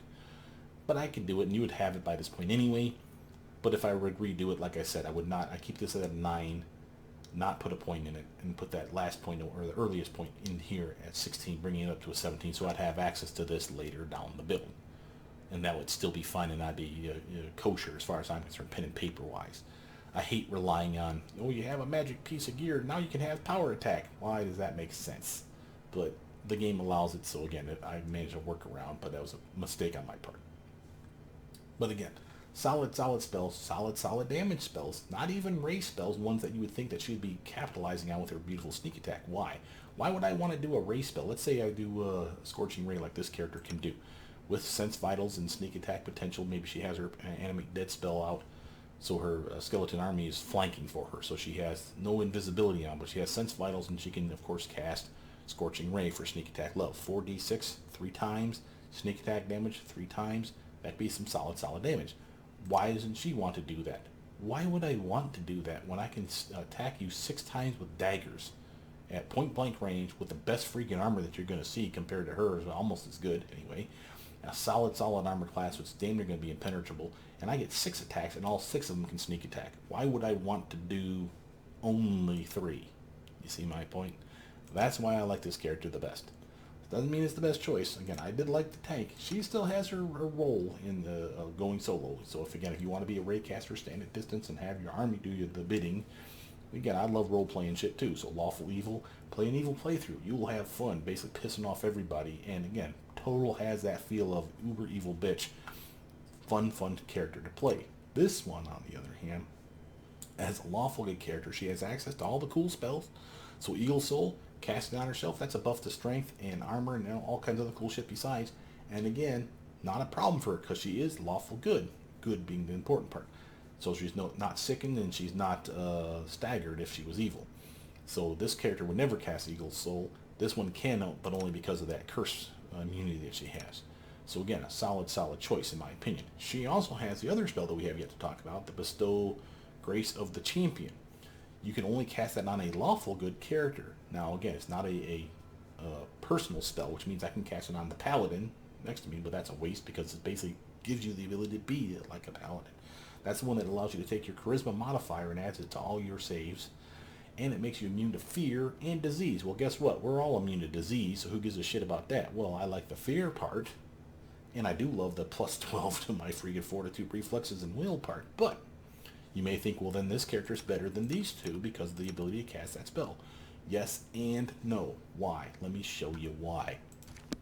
First, we're going to have to cast a spell from our Lesser Miracle or Limited Wish. They're both fall, I believe, in the same category. Now, was it level 1 or level 2 is the question here. Let's do a quick save. I want to say it's a level 2 spell. Let's find out. It's either 1 or 2. Okay, now, if you pop this open and start looking for stuff, this is what's going to pop up. Okay, you see all your different abilities that you can click on. So we have Evocation-like abilities. That's not what I'm looking for. This is a Conjuration type spells. It's not on that list, but notice there's some good stuff in here. So probably an enchantment is my guess. Aid, Blessing of the Luck, Cacophonous Call, nope. Nope, so it doesn't look like it's in here. Maybe it's under a separate category. Always check your categories because there's weird shit. Like look at here. This is clearly an abjuration spell. There's abjuration spells on this list, but this is a separate list. Protection from, because it has 5 different spells in one. That's why they do this. Same with your protection from alignment spells, right? They're clearly abjuration spells, but they're on their own separate little list. Same with your summon spells, as well as your turn into different form spells. This is our summon elementals. Flying trap, see invis, sense vitals. Nope. Okay. And our greater courage, bestow grace. Now it is here. See this one? This is a level 2 spell. Again, it can be achieved by getting limited wish or lesser miracle. Cast at level 2.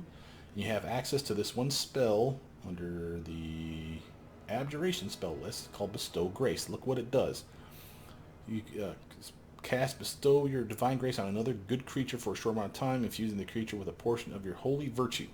When you touch the subject, you grant the creature a sacred bonus to armor, to saving throws based on their charisma. It says nothing about them having to be good. So I can literally click this one and cast it on her, for instance. Notice she doesn't have, like, she's puking her guts out or she's staggered or anything, which is what the bigger version does. Now, the bigger version that she does have, just to show it to you, it's like level 7, 8, 6? Where the hell is it? Come on, I'm over here somewhere. I did take it, didn't I? Maybe I didn't take it. Oh, maybe I didn't take it because I didn't have to take it. That's got to be what it is. I didn't take it because there was no need to, because I knew I had access to this spell, the lesser version. Okay, so let's look at the lesser version. Quick. So that's what this All the fun. did for her. Oh, it doesn't work for her. Oh, boo. I did cast it on her, right? I didn't cast it on someone else like a dumbass. Okay, so maybe you do have to be good. Oh, that sucks for these two guys. So the good character is the way to go. But again, if I redo it, let me cast it on myself. If I redo it, it's a solid upgrade. This one, so grace on myself. Never tested it on the others. I just assumed it worked because it didn't say that they had to be a good alignment like the other one specifically states. But there's bestow grace, okay, and that's right there. I literally get my massive sacred bonus 12 charisma modifier added here, here, and here. Now, yes, I'm not immune to fear and not immune to disease, which is what the bestow grace of the perfect champion or whatever the hell the other one is, the upgraded version is. But this one lasts, this is why you like this one. This one lasts for a minute per caster level. The other one's a round per caster level. And while, yes, I'm not immune to fear per se, I have stuff that I can make me immune to fear with spells and gear and shit like that. And this character is immune to disease by default for being undead. So she doesn't need the second part of that spell. So the only thing I'm really missing out on is immunity to fear, which again we can get around, and it lasts much, much longer. But apparently you do have to be good. That's a bummer. But again, makes me like her even more than. But that's a solid spell. Now let's actually look at spells for the characters. Many are going to be the same, so I'm not going to go over everything here. But notice some things. Again, why did I take Meta Magic Reach? So I can shoot you with spells like this at a distance. Or even just have a different casting of it. Because again, sometimes it's necessary to be able to recast a spell like Shield of Faith. I have two versions of it. I have the normal version, or the one that I can shoot farther away. You can still touch yourself with that spell. Just because the range is longer doesn't mean I can't just shoot it on myself still. So again, if I run out of level 1 buffs for myself for Shield of Faith, boom, go to level 2. I have at least one more casting of that. Here you go, Shield of Faith back on. You see my appeal for stuff like this? That's why I love meta magics on spontaneous casters. Notice you have, of course, Arrow of Law, another raise spell, even though you don't think of it. That can get sneak attack damage as long as it can hit and crit, which is awesome. This is a solid spell. It does lame damage to these trolls, but again, if I put that sneak attack on, the sense vitals and make her invis and just have her shoot something that can be sneak attack, there's like 2 of the 5 trolls in the next room that we can do that to.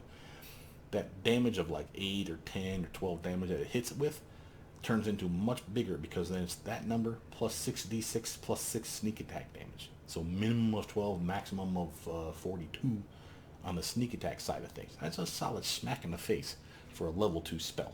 Just saying. So sneak attack is important for this character. Notice we managed to get all the restorations, your lesser, your regular, and your greater restorations for obvious reasons. You're going solo, you'll need to protect yourself from that shit.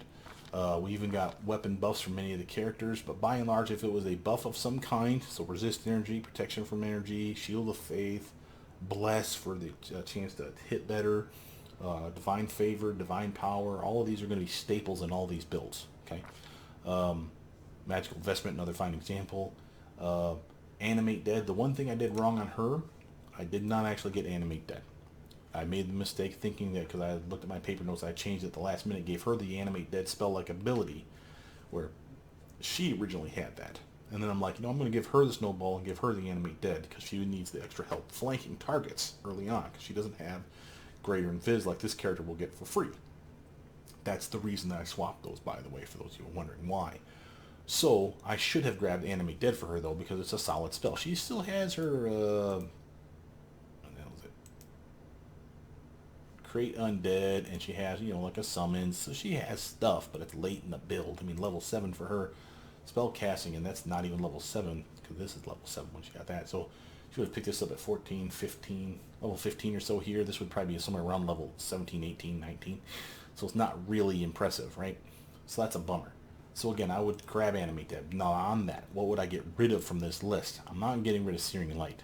I want my protections, and since Vitals was a free spell pick from the wizard side of things, so again, I want that. So this is free as well. So the only thing that I could possibly get rid of is prayer, and that's a bummer, but it's really not that much of a problem for me. Again, it's nice buff, but again, we have other stuff that buffs luck as well.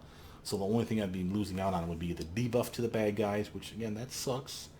But I also miss out on the bonus that I would get to saves and skill checks from prayer. It's only a +1, and it doesn't last that long. So honestly, I'll happily kick that to the curb and grab animate dead, because it really is that good of a spell. You can see she didn't grab prayer. She has no problem grabbing animate dead. Again, remember, she has animate dead for free 3 times a day, and now she has up to 9 uses extra a day. So again, she's fine with that. So again, solid choice in my opinion. Notice of all the upgrades that I've made as well for the reaching of spells. Again, just because magical vestment you're going to cast on yourself doesn't mean you don't want 2 separate castings of it. When you run out of level 3 spells and someone strips it off you with Dispel Magic, oh, I got a level 4 version, here you go, poof, back on, and we're good to go. Same with Animate Dead. Shoot them farther away so you don't have to engage the bad guys quite so much. Gives you a chance to buff up in an early fight, for instance. And Divine Power, while she's a Dex-based character, and so is she, Divine Power is not a strength bonus. It is a bonus to your swing. Your attack rolls, your damage rolls, strength-based stuff, temp hit points, all that shit, all 3 of these characters can benefit from. So still a solid upgrade for all these characters. Airwalk, everybody grabbed at the first opportunity. That's more dodge and immunity to ground-based effects like the web spell, the grease spell. Remember, she has web, she has grease. And again, all these characters could be suffering from that effect from when the bad guys cast it. Why not be immune to that shit? I love my immunities. Notice that also all 3 of them get it because of the +10 bonus to mobility. And even on the Dex-based builds, we did not invest heavily in mobility. We get 3 points for each of these characters in each of their mobility scores. So we really did not push those to the limit. But this +10 was coming, and I knew it. Because I knew that, I knew I didn't have to invest beyond that 3 points. Remember, you needed the 3 for fighting defensively, for all your monk cool stuff. Beyond that, it was kind of a waste as far as I was concerned. Grab our Battering Blast. Again, we already talked about our free spell picks, so I'm not going to rehash that stuff. But again, everybody has solid protections. Besides, I'm not sure that this one is necessary for you as an undead character. You're immune to a lot of things. I don't know that you're immune to all this shit. But like death effect spells, you might be immune to being undead, which is pretty freaking baller if that's the case. So this may be a waste. If that's true, find something else to buff yourself with. You also could have grabbed, by the way, freedom of movement. You'll notice I did not take it for any of the characters, even the tank. Why? Because you actually are immune to paralysis as undead. I know that for a fact. You're not immune to some of the other stuff like the slow effects and whatever that freedom of movement would protect you from. However, Airwalk does protect you from a lot of shit. So between being immune to paralysis as well as having Airwalk on you, I think you're probably fine where you don't need freedom of movement at least as much. And that was the logic behind that one. Notice that we have Flame Strike on most, if not all of the builds for some solid AoE damage. It's always appreciated. Bone Shatter on most, if not all the builds for auto hit moves, which again, Necromancy, while she's an expert at it, these guys are dabbling in it. They at least have spell focus Necromancy, so they're good at casting that shit. And again, could be intensified, so a solid spell pick for damage. Could be extended too, by the way, because there is a duration. So again, solid choice. And even if they make the save, which I love this part, half damage, and again, they're fatigued instead of exhausted, so still a benefit to you. or a penalty to them, however you want to look at it. I picked Slay Living. Now this may be a waste. We'll say this right up front. It is a touch attack, but again can be turned into a ray thanks to her meta magic reach. So she has two versions of it, but does okay damage and +1 per caster level. Best case scenario for her would be probably a 20 or 22, because we do have gear that gives us a bonus to our necromancy spell caster level. So let's say 20 just to be fair. So it'd be 12 minimum plus 20, so 32 damage minimum. Maximum is 60, 72, the 20, 92 max. That's if they fail their check. Remember, she's really good at spell-focused necromancy and greater spell-focused necromancy, so it'll probably work for her. These guys, they could probably get it to work too, but again, they have a -1 compared to hers in comparison. And she has even more charisma than them, so technically they're 2 behind her. Remember, she has that creepy necklace that lowers her strength, dex, and con, but buffs her intelligence, wisdom, and charisma. Her casting stat, that's a bonus to her DC checks across the board, as well as more spells a day. So she's better off than these guys in a lot of ways. Notice that if they make the check, it's still 3d6, and then still +1 per caster level. So it's still a minimum of 23, maximum of 38. This is still not horrible. So again, I don't mind it. I don't know what is necessary to grab it though, because we have other stuff that's, hell, 15d6 to 20d6 of damage is looking a lot better than this one by and large at 12d6 even at 20. So, because 20d6 was the minimum of 20, maximum of 120. This one's still not going to outcompete with that 120. So Bone Shatter's technically better, but it's probably a different damage type too, and it's a death effect. So if you have gear, for instance, that has a bonus to the death effect spells, like a +1 or +2 at the DC check, that would buff this spell, not Bone Shatter. Bone Shatter doesn't have a spell category, just a necromancy spell in general. Icy Prison, again, will lock people up. Remember, she can get sneak attack from paralyzed targets. Cold Ice Strike, many of the builds, if not all of them, have this spell because of the ability to literally swift action damage, and again can be intensified, which is extremely nice. And again, being undead and having an undead army that are immune to cold, it's really nice to be able to cast spells like this through them. You could have picked up as a free spell pick in here, by the way, Cone of Cold, which could have been a solid choice, but I did like the Icy Prison for obvious reasons. The paralysis. Notice everybody has harm. You can heal yourself as an undead with this spell. So level 6, and of course because she has reach, she can shoot it at a bad guy for 150 damage, or she could shoot it at herself to heal her for 150 health. So again, a bonus either way you go. Solid choice though for a tanky build like these 3 characters, where you're in the thick of things. The bad guys finally manage to get with enough crits and luck and nat 20 rolls to get through all your defenses and whittle you down from 344 to 150 whatever. Cast this spell on you once in the middle of combat, and now you're back up to 300 again. How long did it take them to get you down to 150 again before you recast it again on yourself? Again, pretty solid spell for these 3 characters, and again, amazing. And now that's if you just want to mass heal yourself. Like huge heal yourself. If you want to mass inflict some damage on some bad guys, this is the one you're going to use, because you'll damage them while healing yourself at the same time. Now, I don't think you're going to get anywhere near the +40, because there's no way you're getting a 40 caster level out of that shit. But you can get probably to a 21, 22, maybe a 24 somehow, with enough proper gear on.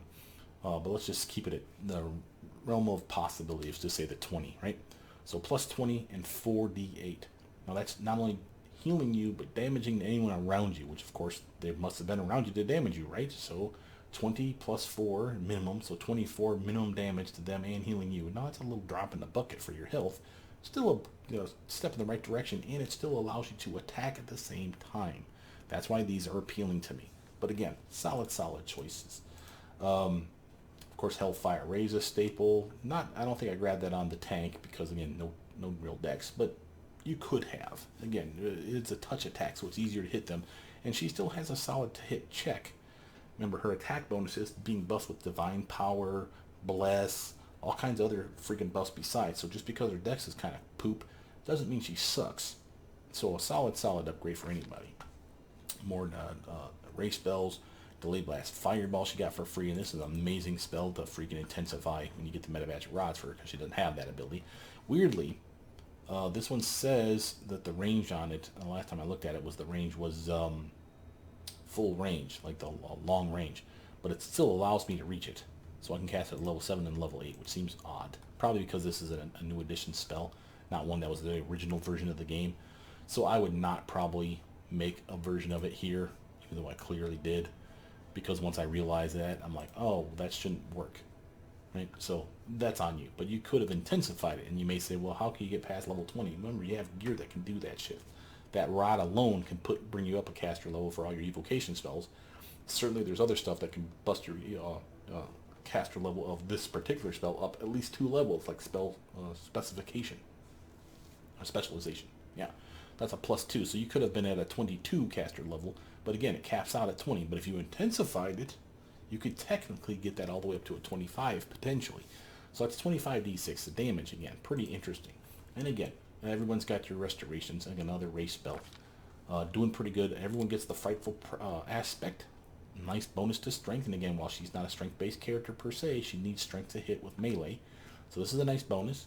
A con bonus no one cares about, but the natural armor bonus stacks with all kinds of other stuff. DR10/magic, spell resistance, frighten targets near you. And again, just because he's a ray caster doesn't mean she doesn't want to be able to melee. So I appreciate having this on all the builds. Almost, if not all the builds have greater angelic aspect, and almost all the builds have something like Shield of the Law or something similar. Not necessarily all, because I couldn't fit it in every build depending on what I was grabbing, but by and large, these 3 are staples for protection. And you may think, well, the tank should definitely have all 3 of those. I think the tank is the one that doesn't. but there's a reason behind that. So again, it's going to be fine. But I like this one first over this one, because this one's better, doesn't last longer. This one's good, especially against evil, obviously. But I like the immunity to acid and cold, and that's the real reason for liking this one the best. Because literally, this character has spells like Acid Fog and other kind of AoE spells like Caustic Eruption and stuff like that you could have picked and be standing in the middle of that shit and never have to worry about whether you're going to get hurt by your own spell. So that's kind of cool that we have access to stuff like that. But yeah, I kind of was a fan. At level 9, again, another race spell, summon monsters sometimes, energy drain sometimes. Everybody's a little different on this. I do like energy drain, but I don't think I took it on every build because, again, probably not for the tank because it's a race spell. It's a solid spell, though. And again, there is a save to this one, unlike Innervation, which does not have a save because the save comes much, much later. You'll never even notice that save, though. It's this part here, the 2 to 8 levels worth of negative levels. That's really what you're selling with this one. It's really good for killing shit. It really, really is. Summon monster, again, I like having extra pets, especially the evil versions, because let's face it, the evil versions are the best versions. She gets to literally summon frost giants, or everyone gets bogeymen, whether you're lawful, or if you're neutral, good, or evil, you get bogeymen. But she can get a Thanademon. So the Gale Azada, those are the lightning casting son of a bitches. But the Thanademon looks fucking evil. And that thing's pretty baller, and I appreciate having that out with my undead army, having all kinds of fun shit. So again, between that, she didn't get, where is it? One of the things she missed out on, probably because it was at level 7, she didn't get the Create Undead spell. Just kind of a drag. She can get it from her Lesser Miracle, I think, and the Limited Wish. I think that might be good enough. For the tank, you'll notice that, again, more of the same, but notice a couple differences besides the ones that we picked that were different. Unbreakable Heart. Why this one? A nice bonus to saves against mind-affecting spells, and again, can remove those effects if you're already under the effect of them. And again, some of those effects are listed here, like Crushing Despair is a fuck you spell. So again, if you're running solo, this is a nice way to protect yourself, either A, to save against it, or B, after they hit you with it more likely, and say, oh no, I don't want no -2 to all my shit, cast this on myself. It doesn't last long, but the fight's not going to last long. So again, a solid buff for your character. Notice other differences like Find Traps. Again, bonus to perception, especially if you're going solo. Here's a nice bonus to your perception check so that you can find anything, because it's not just traps, it's for everything. It's just a bonus to your perception while the spell's under effect, and it lasts a long time. And again, I took Intensify by mistake on this build. You can see that I do not have lots of good choices here. So I would really take Extend. This could be extended, that could be extended, hell, this, that, this, that, and more. Notice the web spell for, again, once you become immune to it thanks to Airwalk. This is an amazing spell for you to stand in, just slap that shit down your feet. You're having troubles with bad guys getting too much in your face, slap that shit down and stand in the middle. You're immune to it. They are not, probably, and even if they are, they're probably still moving slow through it. So as they're working your way to you, you're deciding who to pick and choose and slaughter with that fucking big ass longsword of yours. Solid, solid choice. This one has Archon's Aura. Again, a solid upgrade in my opinion. Penalty to their attacks and their saving throws and to their armor for the duration of the spell until they hit you once, or of course make their check. So until they hit you, remember, you're going to have some serious freaking armor. Having that shit on is a massive boon for you, and it will last for a long, long time on every new group that you come across. It'll be like miss, miss, miss, and most of that missing is coming from this penalty, and it's even setting them up because of the lower armor class for them, setting you up to hit them back, or saving throw penalty to them, setting you up to hit them back with spells. So again, you can see the appeal for this one. This one's all about being, in my opinion, the Undead Tank as the focal point. Not just because you're going solo, because again, all of them are a focal point when you're going solo, but I mean literally, you are in the battlefield and everybody should be focused on you. Cornigan Smash, Archon's Aura, Prayer firing off in a big fucking hogging circle around you, buffing you and penalizing them all at the same goddamn time. You can see the appeal of Web Spell, Stinking Cloud, Cloud Kill, all the shit that again is going to be cast at your feet. Same with the AoE inflict spells, cast at your feet to heal you, damage them. Again, you can see the appeal to this type of build. Again, more of the same here. Righteous Might I picked up on this one because again, as a strength-based character early on, you'll appreciate this. Now this gets overshadowed by this one way the hell back here at level 8. So again, until that time, feel free to grab this. Still an upgrade, and I appreciate it. And again, this one can be stacked with the other one as well. Why would you say to do that? Because this would give you a penalty to Dex. That's bad. Why would you want that? Because of the DR5/DR10. It upgrades over time. So basically, let's just call it DR10. Will stack with the other one. Because this one's versus evil weapons or good weapons, depending on your alignment. In our case, we're neutral, so I think it's evil for us. So evil weapons will penetrate it. But this one here is DR10/magic. So only if it's a magic weapon does it penetrate. Now is it magic? Probably. Is it an evil magic weapon? Maybe not. So that's when the other one would kick in. So again, layers of protection, right? We've talked about this before. Solid, solid upgrade in my opinion. That's why we grab both. Now you may, mileage may vary on that. You may just say this is kind of crap. And plus it doesn't last very long. But that's also to your benefit because again, that -2 to Dex, it kind of sucks. Well, let's just say it. But I do like the extra natural armor, but it is an enhancement bonus, which means once you get those cool booties or a nice necklace on, you're not using that anymore. But until that time, it's nice to have it.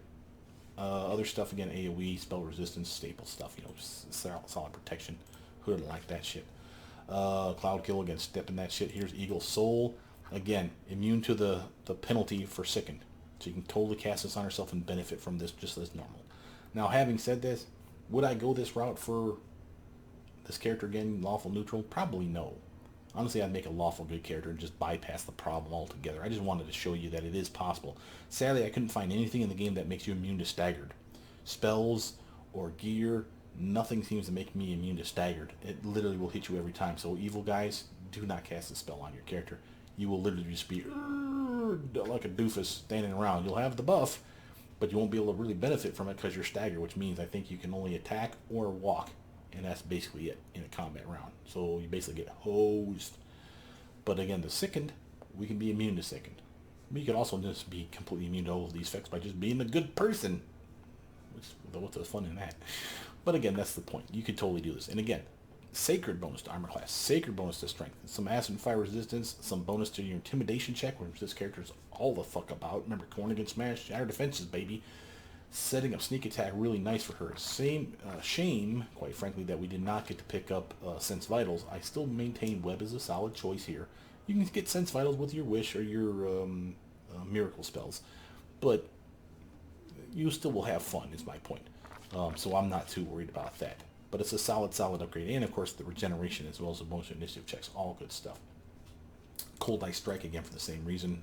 Swift action. And can be intensified, as you see. So that we did at least benefit from the intensified meta magic for this part of the build. But it was only in the end of the build that we really saw a lot of this coming up. That's why my spell upgrades are really, really lackluster. That's why I say I would probably drop Intensified and grab Extend instead. And again, this can be extended. This could be extended, and that's about it. No, this can be extended as well, because there's a duration. Remember, they're fatigued or exhausted for a certain amount of time. That's a duration. As such, you can extend that spell. So you have two different castings of Bone Shatter. Remember, we talked about losing that one and replacing it with something else. Obvious first pick here. I mean, if you're not grabbing Lesser Miracle as soon as it's available, I have to wonder what the hell you're doing. Create Undead. Now we're talking. Let's get our own little army out there and do some damage. And again, someone to side by side with you so you can flank, get a bonus to your swing, take some heat off you as well. And your AoE damaging spells that heal you and damage the bad guy, guess what? Heals them too. So solid choices. You know, you spam it right next to you and your undead buddy. So again, cool choices. And again, another great restoration, solid pick. More of the same here. Notice that this one didn't get the Cloak of Courage or Chaos or the Law Shield or whatever else like the other one did.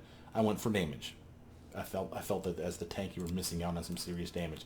And I love the fact that this one's AoE, that it appears to be enemies only. So that's pretty baller. And again, could be technically intensified as you can see, but you're not really going to benefit from it.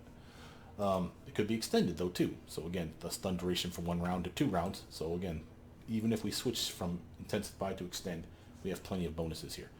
I do miss the Shield of Law or Shield of Chaos, whatever the fuck it's called. Doesn't last long. Let me just show it to you on this character. Doesn't last long. 1 round per level, but extended would make that up. But the other reason is because of the +4 deflection and the +4 resistance, free of charge. Not just against evil or chaotic or whatever. No, this is against everybody. That's why this spell is amazing. And it's 3 other cousins. Because there's 1 for law, 1 for chaos, 1 for evil, and 1 for good. So just pick whichever one you are basically associating with, in my opinion. For her, I'd probably go to straight up law. But doesn't last long, but again, the bonus is there. Well, why did I not want the bonuses for deflection and saves for the tank, the one that I'm touting as the front runner here for being in the thick of things? Well, here's why. 1, I prefer the damage, but 2, for the deflection bonus, you have this spell way the fuck back here. All you do, Shield of Faith, that's +5 by the end of the build. So do you need +4? No, they don't stack. But there's the resistance bonuses, the +4 resistance to your saves, so your fortitude, your reflexes, and your will save. That's why you wanted that spell, really, in my opinion. There's other stuff in there too, but by and large, that was the real selling point. So just get yourself a Cloak resistance +4 or greater. Get yourself a ring that gives resistance +4 or greater. Then that's how I solve the problem with this tank. So again, there's ways around it with gear that I'm just like, you know what? We don't have a lot of AoE damage. Here's our chance to finally shine a little bit on this character compared to the others. Level 9, again, Dragonkind stacks with itself. I mentioned that. So Dragonkind along with Frightful Aspect. Remember, Frightful Aspect we tested the other day. Falls off if you change shape.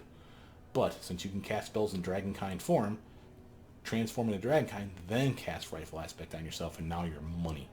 So that's a solid upgrade. And you can still even cast your Limited Wish / Lesser Miracle spells in this form. Buff up to the 9s with all the kind of strength buffs that you can think of and go to town. Before you go to town, last spell you can't cast on yourself is Transformation, a level 6 spell. You can't cast spells anymore, but holy Jesus, you want to talk about some serious damage potential? Your BAB skyrockets another 5 points, you get another attack around, and you just become a Ginsu chef like no one's business. Now, it might not be as impressive for the Dragonkind form compared to like this character or this character, but still a solid upgrade in my opinion. And again, you'll appreciate that. Notice I went Summon Monster again, even though I'm neutral, which means I get the good pets, which kind of suck, but they're still okay. But notice Overwhelming Presence I picked on this one versus the other guy. This is an AoE, teammate friendly. Not that you care because you don't have to be on a team, but that means you can cast it at your feet. Again, you're seeing a theme for this tank, right? Literally, stuff is being spammed at your goddamn tootsies, which is why I like this build. Massive penalty to Wisdom after they make the save even. And again, even if they make their save, they're staggered for 1 round, so it's still a solid buff. Now, sadly, we cannot extend this with Metamagic, but you can with a Metamagic Rod. It has to be a greater Metamagic Rod, and the reason you can extend it is because of that duration of 1 round here. Even if they make that save, think about that. Not only is it 1 round of you staggering the bad guys, that's 2 rounds when you greater Metamagic extended. That's kind of cool, just saying. And again, pets, because, you know, who doesn't like pets? Then, differences here. Again, besides the Vanish and Snowball stuff, more of the same. Buffs and protections, and again, I decided to go with the same route here of protection, but in this case, you know, I did like the Fear / Crushing Despair stuff. You There was another one, by the way, you could have picked that's not this category. That's another kind of buff. I forget what it buffs, though, like disease. It's like protection from nausea and sickening and stuff like that, disease. But since we're immune to disease and poisons right from level 1, it didn't seem to be as important. I mean, I could still see the appeal, so if you wanted to change stuff up, that's a good one you could probably switch to. Grease spell, you're going to be immune to once you get all the way over to here. But until that time, you know how to stay out of it anyway. A solid spell. Very, very useful from start to finish. Amazing spell, as you know. Again, more protections and invisibilities and stuff, and protection and perception bonuses. Went with, just because she's not per se the ray caster like this one is, with no point blank shot, no precise shot, doesn't mean she doesn't want to do ray spells. She has a high enough dex and enough buff with like bless and divine favor and whatnot to get her attack bonus up enough that ray spells are going to hit. So Arrow of Law, Snowball, all that shit's still applicable here. Sense Vitals is a solid choice. Solid protections, of course. More bonuses to your swing, as well as penalizing the bad guys as well. Another solid race spell. Nice AoE damage that the other ones didn't have at level 4, so that's a solid upgrade for you as far as I'm concerned. Divine Power, again, just because you're a Dex-based character, doesn't mean you don't want that bonus to your swing and your damage and all your skill checks for Dex, as well as the 10 hit points. So this is a solid upgrade for all 3. Greater Magic Weapon. Now this one is one that's different than the others, and you may wonder why. If everyone's getting magic weapons, why would you give a shit about this one? Remember, this does not stack with the weapon per se. Best case scenario, let's assume you're casting it at level 20, which means you get a +5 to a bonus to the weapon. If it's a normal weapon, it's a +5. If it's a +1 weapon, which she has a lot of daggers that are +1 that are good weapons, but they're only +1s, this won't go to +5. It will bring it up to a +5. What that means is this. You cast a spell on the one dagger in your hand. It gets a bonus equal to whatever the bonus was on the weapon to begin with, plus what you're adding here, up to a maximum total of +5. So this would basically go down to a +4. And that's fine, because honestly +4 is what you're getting anyway, because you're not a level 20 caster. So take that +1 dagger in your hand and make it a +5 dagger now. Because there's really good ones that are low level. This honestly was something that I was tempted to get for her, because the rapiers, there's a lot of good +3 rapiers. Why not have them be +5? So again, you could have, but I didn't. But I did it for her, and I did it for her for that reason alone. So I maintain that was a solid choice. And the reason for that is when we look at the weapons, there's 2 daggers that she has that both are +1, and one does electric damage. Both of them give dodge bonus. One gives a +1 dodge, the electric one does, and the other one gives a +3 to dodge and makes you immune to nausea, which you already are anyway. But, or not nausea, sorry. Yeah, and it gives you immune to nausea, which you're not immune to nausea, but you're immune to poison. But the +3 dodge and the +1 dodge, that's a +4 to your dodge. That's massive armor increase for this character. And I'm like, well, can I really justify doing that if I'm only swinging with a +1 on each of those weapon attacks? I mean, yes, I haven't improved 2-weapon fighting, and hey, that's all cool, but it's kind of lackluster for a swing when it's a +1 when everyone else is swinging at a goddamn +5. Well, here's my way of bringing at least one of those daggers up to a +5. You see the logic? Now, go on to level 5. Again, awesome utility spell. Amazing ability to do stuff with Dragon's Breath. Flame Strike, again, another AoE, easier to place than this one. But again, if you're running solo, this is less likely to be a problem. But these are solid ones. And again, not just fire damage, but divine/fire damage. And again, you might select this one because it does not only more damage, 12d6 versus 15d6. Both of these can be intensified, as you can see. Righteous Might, again, just because she's a dex-based character doesn't mean she doesn't want strength. And again, she can sacrifice a couple of dex points to get some extra armor, some extra DR, as well as increase her strength stat. Again, she increases in size as well, so her daggers are slightly better for damage, which who cares, but still, it's there. Bone Shatter, yeah, more of the same. Acidic Spray, again, you're starting to see a theme. She's not about the standing in the puddle like this character or blasting single target at a distance. No, she's all about the AoE love. So Acidic Spray, a different damage type than the cold damage type. Again, Eagle Soul, a lawful good character, has no problem with this shit. A solid bonus to her strength and armor, as well as resistances and intimidation, even though she doesn't care about that. Still a bonus. And remember, while it doesn't last long, there are plenty of times where you know you're coming into the game and there's like, oh, there's going to be an intimidation check in this conversation with this bitch. So, buffer yourself up first. Make sure your intimidation check is respectable. Just saying, there's reasons to want this besides combat. Other stuff. Again, we talked about swapping that one probably out. And again, I still like this. Because again, there's nothing wrong with a +4 to your skills, +4 to your attack, +4 to or immunity to fear. Again, here's another beautiful way to be immune to fear. I keep forgetting that part. So there's plenty of reasons to like Greater Heroism. But once I figured out that they're on the little mittens that you can get, and you can cast it like 3 times a day, just swap the mittens off, put them back on again. So as long as the mittens weren't being used for something else, again, charisma is the point I'm making here for your caster stat. If that's not what you're using the mittens for, you can swap them in and out freely. And that's cool, because then you can put this on, cast the spell, take them back off, put your other ones back on again. Whatever they're doing, I'll try something different. But again, that's the point, the flexibility to swap in and out of stuff. Mass Invis is garbage. You're not on a team. Greater Restoration, everyone needs it. Create Undead, solid choice. And again, just to reiterate, would happily get rid of Prayer for Animate Dead on this build. She definitely needs it. Frightful Aspect, again, she's not a strength-based character, but gosh, she's starting to look like one, isn't she? She's going to have a solid strength stat after everything's said and done. And again, Greater Angelic Aspect, solid buff. Went for a different type of AoE damage on this one. And again, you notice I didn't take the Chaos Cloak or the Law, Shield of Law, or any of the other buff that you could have grabbed, because again, she can get around it as well. I'm not too terribly worried. But that's a possibility. But I like fire damage. Why the hell not? And again, it's teammate friendly, even though you're not on a team, and you can stand in the middle of that shit too. And it catches them on fire, which is always super fun. Sea Mantle. Now, this is the one that really makes this build shine for tanking better than this guy, because that +8 she didn't got no access to. She could have taken that spell too, but what would she have lost instead of it? She would have lost her strength bonus, and she appreciates it because the strength bonus for her not only gives her strength, a bunch of different attacks and immunity to some damage, but she also gets that natural 8 armor, so she's still doing okay. Don't kid yourself. But this one here is a solid upgrade in my opinion for this character. The reflex bonuses alone, really nice. Immunity to fire, really nice. A very fun spell, and it looks pretty badass on your character, I must say. Another summon spell. Went for something that's slightly different over here. Went for Polar Midnight. Figure why the hell not? Get some cold damage out there, AoE style. You know, lure bad guys into the corner of the map. Continually step your happy ass like right damn there, and cast the AoE circles like Sirocco, Acid Fog, and stuff like Polar Midnight. Poof, right here. So where you're not in it, but as they try to make their way to you, they're constantly being damaged. And again, I appreciate that, as well as the dexterity penalties as well. But that's all I really want to show you guys today. I don't even have to show you the combat, because the characters are definitely going to be badass. But let me just give you a quick buff up on, let's say, the tank here. So here's a nice Shield of Faith spell. Let's get the Divine Bless up, excuse me. Don't need Divine Favor. Grab yourself that shield spell kill. Let's grab yourself some magical investment for armor only. Remember, robes count as armor. Archon's Aura to debuff the shit out of the bad guys. I can cast Airwalk on myself, get myself some dodge, as well as immunity to ground-based effects. What else you got there? You have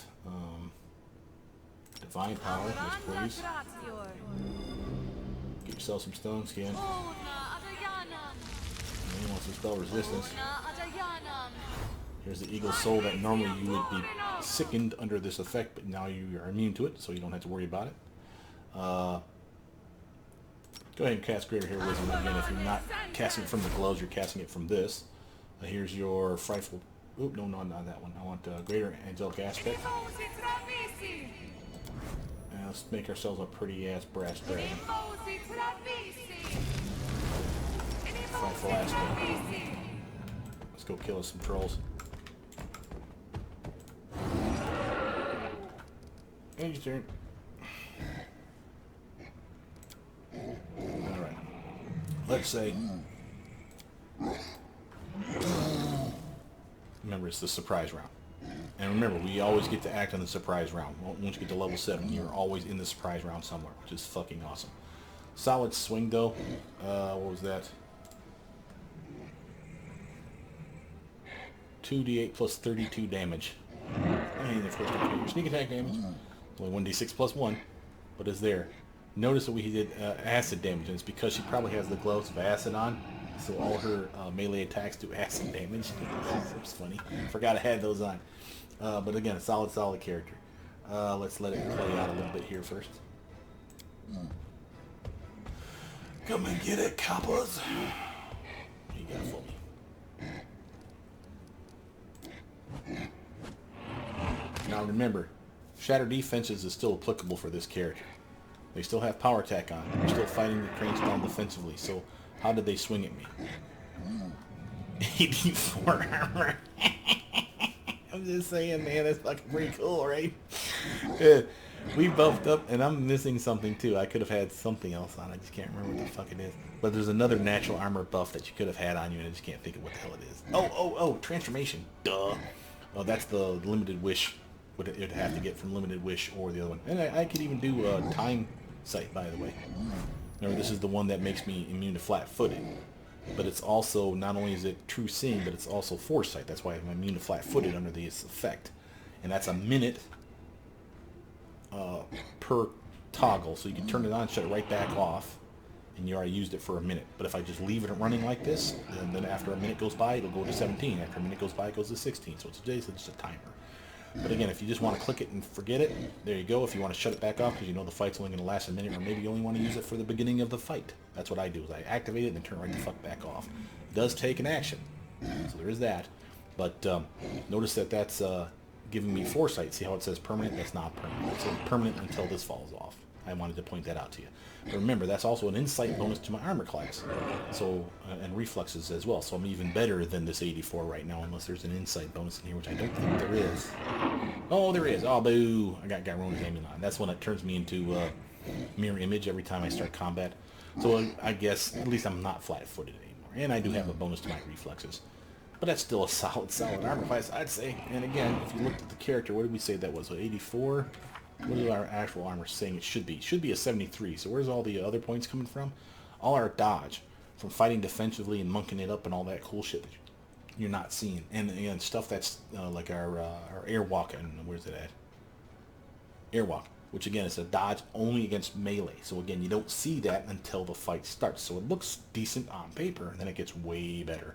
Now, yes, this looks kind of crap, but again, it's not counting in all the other dodge shit that could be added in there. Throw in some of that extra dodge stuff on top of that shit that's in here, and this number is probably well in the 40s, high 40s, probably might even be the low 50s. That's a solid touch armor class. That's why I say you can solo with this character. You have plenty of spells, plenty of damage, really good attacking. Oracles are amazing.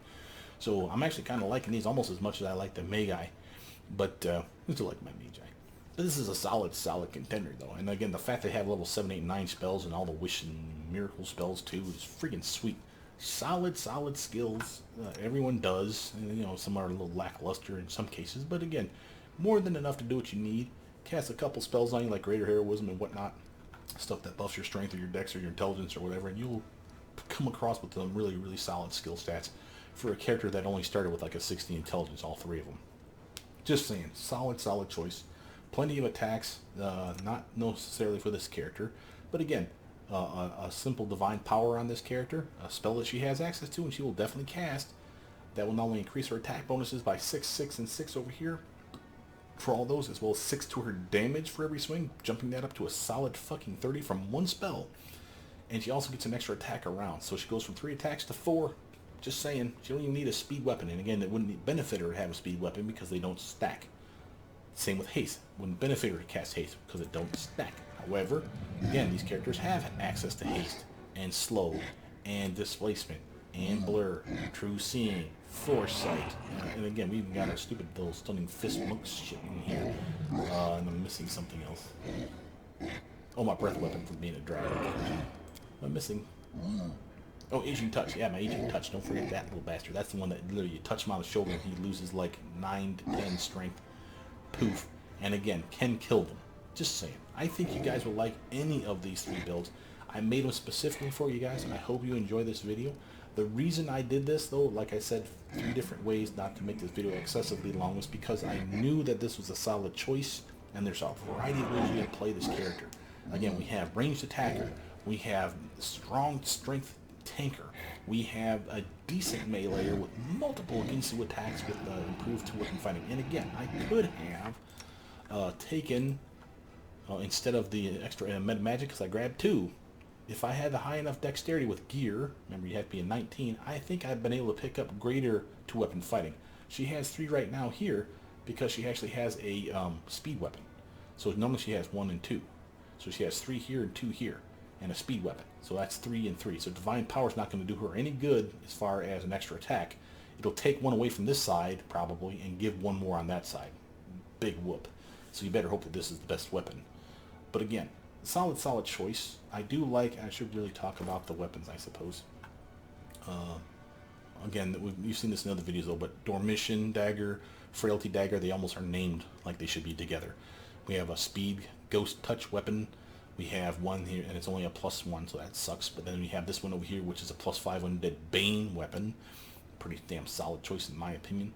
And remember, if you wanted to cast your Greater Magic Weapon, this one's already at +5, but this one's at +1, so you'd actually swap them out like yay. So literally, be a better choice for this one, because then, yeah, you're getting 4 attacks to the 2, still getting 6 attacks, and again, the +1 crappy bonus here can be jumped up to a +5 with that spell. Just saying, that's a solid upgrade then. So this number will jump up 4, 4, and 4 each, and the damage would jump up at least 4 more points over here, and this one's still a solid swinging attack. But again, you get the general idea. We have Edict, Speed Weapon, Breaker of Wills, lowers their will saves, amazing for you if you're casting will type spells. We have Dark Wind, extra sneak attack damage. Remember, this is beautiful because again, it works for both weapons. So just because it says 1d6 of sneak attack with any weapon, that's what it means. Literally any weapon or any spell that I cast that does sneak attack damage, I get another 1d6. So when everyone else is getting best case scenario 66 plus 6 damage with Sense Vitals and that trait that they have, the Blade of the Society, she has Blade of the Society too, and Sense Vitals, and this dagger. So that she's able to do 7d7 damage for those attacks. Just saying. Not amazingly different, but it is different. Notice this is the combo for literally tanking it up I was telling you about. +1, +1, but a 3 to dodge and a 1 to dodge. That's 4 extra dodge. That's a nice buff to her touch armor class. Already at a 42, she hasn't even cast any real spells on her yet to buff her up, really. And that could go much higher. And I can cast that magic weapon on this one to make it from a +1 shock weapon to a +5. Still a shock weapon, but a better chance to hit, is my point. And a solid choice, in my opinion. So again, depends on what you're looking for, okay? Gear-wise, we went crazy. This one here has the Charisma bonus on the Cloak. She has Wisdom bonus coming from her kick-ass fucking helmet, as well as making her immune to stun and daze. That sounded like fun for someone that's going to be running solo. So I picked that one for. Notice that anyone that hits her has to do a will check, which is a decent DC 23. Is not amazing, but it's not horrible. Where if they fail it, they're dazed for a round. I even gave her the amulet for extra damage, just because she's been doing a lot of acid damage, you'll notice. And I gave her the Ring of Corrosion as well. So now she has +2 to the die of any acid damage spell that she casts out there. So if she did like the Acidic Spray, 15d6, that's 15d6 plus 30 extra damage because of those 2 pieces of gear. Now she has to make sure that this is not on when she does that, because otherwise it turns into fire damage, and then it only gets 15d6 plus 15 because this also busts fire damage. So there is that. But this is still a solid choice. And again, they all have the same rods, so know which one does what and when you want to have them on your person or not. Notice that she has butterfly wings. This is her reason that she can get away for not having the... Remember I said that there's that one spell that's a +4 to your deflection bonus and +4 to your saves across the board? That doesn't last very long. Well, you already have a spell, Shield of Faith, that's +5 to deflection. That's better. But then you're missing on the resistance bonuses. Well, here's something that gives you resistance bonuses better than +4. And you wear them all the goddamn time. And it gives you a kick-ass spell 3 times a day. So again, ways that you can plan around it. I'm just saying. And all of them have braces of armor class +8. All of them have some kind of kick-ass belt. In this case, I just gave her the generic +8 to all 3 stats. So she's just awesome. Instead of the robes like the other 2, where it's intelligence wisdom robes, notice that we didn't do that on this one. So she's not very smart, and her wisdom's better than the others. So 12, 10, but she's at an 18 for intelligence. She's at a 28 for intelligence. Why is she at an 18 and an 18? Well, she has a decent wisdom bump, but no real intelligence bonus. Why? Because she get the protector robes. If she's lawful good and a monk, this robes are available to her. That's +4 dodge. Another reason that her touch armor class is so much better than everybody else's on this freaking build. That is something I can't really turn down.